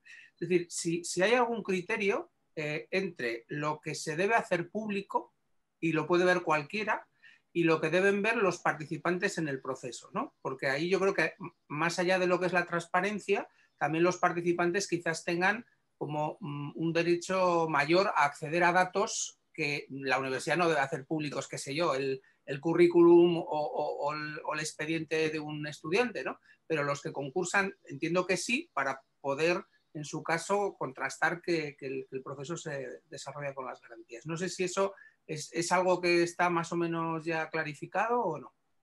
A ver, yo te respondo más o menos y además hago dos distinciones. Una, lo que se publica en abierto cuando hay un proceso selectivo, que eso es, eso digamos es sencillo. Y luego también, que es muy interesante, cuando se solicita acceso a documentos de otros aspirantes. Cuando un afectado concreto solicita acceso a otros. Con respecto a lo primero, a mí me llama la atención que he visto por lo menos una, pero debe haber más resoluciones de la Agencia de Protección de Datos que hilan muy fino. Y lo que dicen me llama la atención, porque me parece un poco excesivo, pero es lo que dice la autoridad de control. Yo no puedo decir que eso está mal. Lo que dice la autoridad de control es que tú, si publicas en abierto en Internet, solo puedes publicar en teoría quiénes se presentan, ni siquiera quién es admitido y quién no, los solicitantes, los presentantes, por decirlo así, los presentados, los que intentan presentarse. Y luego, finalmente, el nombramiento de los funcionarios o seleccionados de la lista de contratación. O sea, solo el acto de presentarse y el acto definitivo. Solo eso. Y en teoría, todos los actos intermedios, admitidos, no admitidos, aprobados primer ejercicio, suspendidos primer ejercicio, segundo, tercer ejercicio, propuestos para nombramiento, todo eso, en teoría, debería ir vía intranet. Es decir, que los que están ahí, todos tienen que saber qué le pasa al otro, a lo cual, sí, todos ellos, pero desde una intranet. Y incluso dice la gente, hay que facilitar claves para que lo hagan a través de una aplicación interna. Claro, esto es que ya no es que me plantee problemas legales ni éticos, todo lo contrario, sino cómo aseguras a nivel de información eso. Tú di ahora que en la UNA o en el gobierno de Arra, di que, oye, o en la agencia tributaria, cuidado, di que todos vayan por una intranet, no sé. Y ahí sí que te pasaré, pero hay una, en 2018-2019, una resolución en la que se declara la comisión de infracción, creo que es por la Diputación Provincial de Sevilla, mira tú, de Sevilla. Eso de entrada, habría que Perdona, si no te he entendido mal, entonces lo que se hace público, más allá de los participantes, lo que se debe hacer público según esa resolución de la agencia es los que se han presentado y los que en su caso han sacado la plaza o han obtenido la beca, pero ni siquiera las puntuaciones, ¿no? No, bueno, no. A ver, las puntuaciones finales, yo entiendo que igual no especifica, yo entiendo que las finales sí, pero igual las intermedias no. Primer ejercicio, segundo ejercicio, no. Esto es lo que dice la norma. Y luego un tema que a mí me resulta mucho más interesante y, bueno, es, igual tú conocerás también, imagino, no sé, es qué pasa cuando hay un proceso selectivo de funcionarios, ¿no? Y normalmente es muy típico, muy, muy habitual, que hay un caso práctico final, ¿no? Y es un caso, a ver, desde mi punto de vista, pues muy discrecional, muy abierto, que a veces se tercia la arbitrariedad, ¿no? Y, claro, al final es una redacción libre, ¿no? Tipo un supuesto, y tú escribes una redacción libre en base a ese supuesto. ¿Qué pasa? Que mucha gente, piden copias de lo que ha hecho el otro aspirante, cosa que nos puede chocar. Pero hay una sentencia del Supremo del 2001 con respecto a la letra de los Cortes Generales, y hay un informe muy claro de la Agencia Española del 2006, nada menos, que te dice que, a ver, que si un interesado en un procedimiento selectivo quiere saber cómo tiene el examen la persona aprobada cuando él ha suspendido, que tienes que dárselo. Incluso vemos, a ver, con todo respeto, pero vemos entidades tipo Ayuntamiento de Pamplona o Gobierno de Navarra que no son, yo creo, la meca de la transparencia, que facilitan a diestro y siniestro copias de exámenes de otros aspirantes. A mí me parece, ya os digo que yo no soy nada enemigo de la transparencia, me parece correcto. De hecho, os puedo contar que yo he pedido acceso a copias de otros aspirantes y siempre me las han dado. En algún caso he tenido que amenazar con ir al Tribunal Administrativo de Navarra, pero me las han dado. El Tribunal Administrativo de Navarra también ha reconocido el derecho a dar estas copias. Ojo, pero también una vez me quedé el primero en la teoría en Pamplona y pidieron mi examen.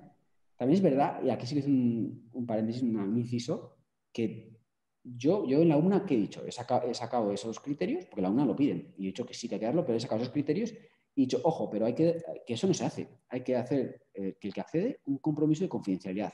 En plan, lo voy a usar, por ejemplo, para presentar alegaciones, para ejercitar recursos, consultarlo con un abogado, con un perito. Si oye, tú ya lo tienes ahí de manera anónima, tú aprendes cómo hacer ese examen y te interesa, sí, pero ya más allá de un interés meramente particular que no trascienda de ti, o más allá de ejercer tus derechos, de ir a un tribunal y exponerlo y tal, más allá de eso tú no puedes colgar en Facebook y, mira, han aprobado a este que tiene una caligrafía de pena. Eso no puedes hacer. Y luego otra cosa, no solo he pedido que se firmen compromisos de confidencialidad, que eso al tribunal calificador le mola mucho, porque de cierta forma causa temor en el que accede. A mí, un temor sí que causa, no puedes hacer lo que quieras con él. Pero luego he dicho, oye, pero luego en la medida que sea posible, que me imagino que sea posible, tenéis que comunicar a aquellos cuyos exámenes se van a facilitar, comunicar que está habiendo acceso. No te digo igual quiénes acceden, o igual sí, si lo pide, pero de entrada decirle que está habiendo acceso. Y claro, los mismos, y no quiero ser malo, no quiero ser un chico malo, pero los mismos que me venían diciendo que esto iba contra la privacidad de la gente que había hecho el examen y tal, cuando ya les digo que no queda otra que darle los exámenes, pero les digo, oye, pero informar, ya lo de informar a tal, ya es como, bueno, pues si mañana llueve y sacamos el paraguas, pues ya lo haremos. Entonces digo, bueno, ¿qué pasa? ¿Que a ti te interesa tanto la privacidad de los aspirantes? ¿O realmente a ti lo que no quieres es que la gente se entere cómo corriges? Y aquí sí que hago un inciso, a ver, a la imagen de la sorna y tal, sí que hace un inciso, que es verdad que la corrección de los exámenes también es un dato personal del corrector. Pero ojo, un dato personal que hay que tratar legítimamente. Y ahí, como citaría la sentencia del Tribunal de Justicia de la Unión Europea de Peter Nowak contra Irlanda. Y aquí no pidió exámenes de otros aspirantes, pero sí pidió su examen y cómo se corregía, ¿no? Y dijeron, a ver, es que la corrección es un dato personal dual o mixto. Es un dato personal del corregido, pero también es un dato personal del corrector. Sí, pero hay que tratarlo. Un poco lo que te puedo decir. Cosas, ¿eh? A mí, fíjate, yo pensaba que lo que es la explicación, lógicamente, la motivación de la corrección, que eso sí que era preceptivo, pero fíjate, no sabía que se estaba accediendo también a dar el examen, que si encima es un examen escrito, pues encima con temas de grafología y tal, también ahí incluso se podría considerar que es sensible y demás, ¿no? Pero desde luego, y también coincido en lo que dices tú, ¿no? Desde luego habría que informar a la persona cuyo examen se está repartiendo, desde luego debe saber qué se está haciendo y quién lo ha solicitado, ¿no? Porque me parece también una garantía de protección de su propio derecho. Pero fíjate, pues me alegro que haberte hecho la pregunta porque yo iba más, pues a lo mejor a datos del currículum, ¿no? Que me parece también un dato personal, pero que no había caído que incluso eso, la prueba escrita y manuscrita en una oposición que también puede ser solicitada. Pues muchas gracias, Javier. Hombre, a ver, se está dando, pero también te digo que si tú recurres contra la agencia tributaria, probablemente igual ni te contesten y tengas que ir al contencioso para que el juez del contencioso te obligue a la agencia tributaria a darlo, pero eso no está bien, o sea, porque tú seas un ministerio y hagas un organismo autónomo, haga lo que te dé la gana, no. Pero o sea, y el gobierno de Navarra lo está dando desde 2010, y el TAN ha condenado a ayuntamientos, por ejemplo, Pamplona, por ejemplo, alguno de la comarca, que no me sale el nombre ahora, se ha condenado a dar los exámenes. Yo sí que en la UNA puse un límite. bueno, límite, ¿no? Puse como una hipótesis. Dije, a ver, yo tendría mis dudas, imaginaros, mañana, el día de mañana, si a ver, nosotros tenemos una empresa de seguridad privada contratada, ¿no? Y imaginaos que hay un montón de problemas de seguridad y lo que fuere, ¿no? Y si dice, oye, queremos contratar un PAS nuevo, como coordinador de seguridad privada, como un puesto en plantilla. Pues me da igual que sea una lista de contratación o que sea una posición para fijo, lo que sea. Claro, si imaginaos, si al contratar a ese responsable de seguridad privada va a haber una entrevista de tipo psicológico, se va a perfilar esa persona, esa principal del peligro, o por el contrario, es una persona demasiado chapalante que puede ser muy agresiva, pues yo ahí sí que, aunque también esto va a ser útil para valorar y va a determinar quién sí se va a la plaza, yo sí que tendría especiales cautelas, incluso estaría parte de ello en cuidado, dárselo disociado, dárselo cortado o incluso no dárselo y esperar que vaya al contencioso, porque no es lo mismo. A ver, ya sé que tu letra puede ser ridícula, que te puedes tener una ortografía horrible, caligrafía, pero no es lo mismo que un psicólogo de repente haya parametrado que tú eres una persona inestable y muy agresiva y que eso, pues 40 aspirantes tengan acceso a eso. Ahí sí que dije, ostras, si llegamos a esta situación, yo incluso por cautela, yo igual diría, bueno, a lo contencioso, ya que su señoría con toga o la gente que diga lo que... Oye, Javier, y lo que has dicho, eso me ha dejado un poco pensativo, cuando has dicho lo de que el criterio de corrección o la forma de corrección que puede ser un dato, claro, eso entiendo que es cuando hay un único corrector. Pues normalmente suele haber un tribunal, una comisión, ¿no? Sí, sí, pero...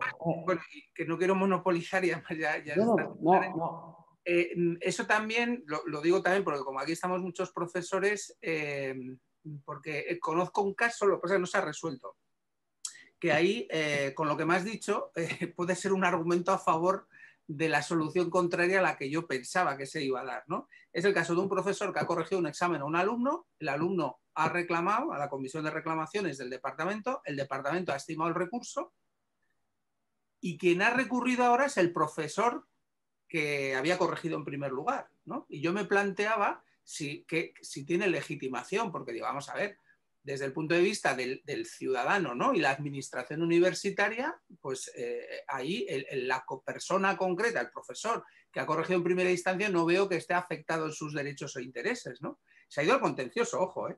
Ya.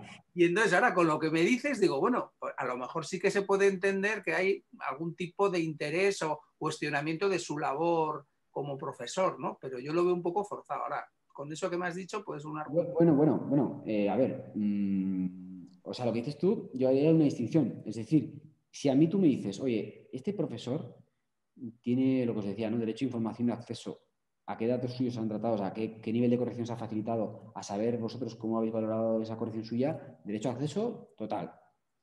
Si así me dices, si está legitimado a poner un recurso es otra cosa distinta. Y es que me pillas un poco de que no es protección de datos. Me pillas un poco no lo sé, pero acceder a esos datos yo creo que sí. Sí. Vale.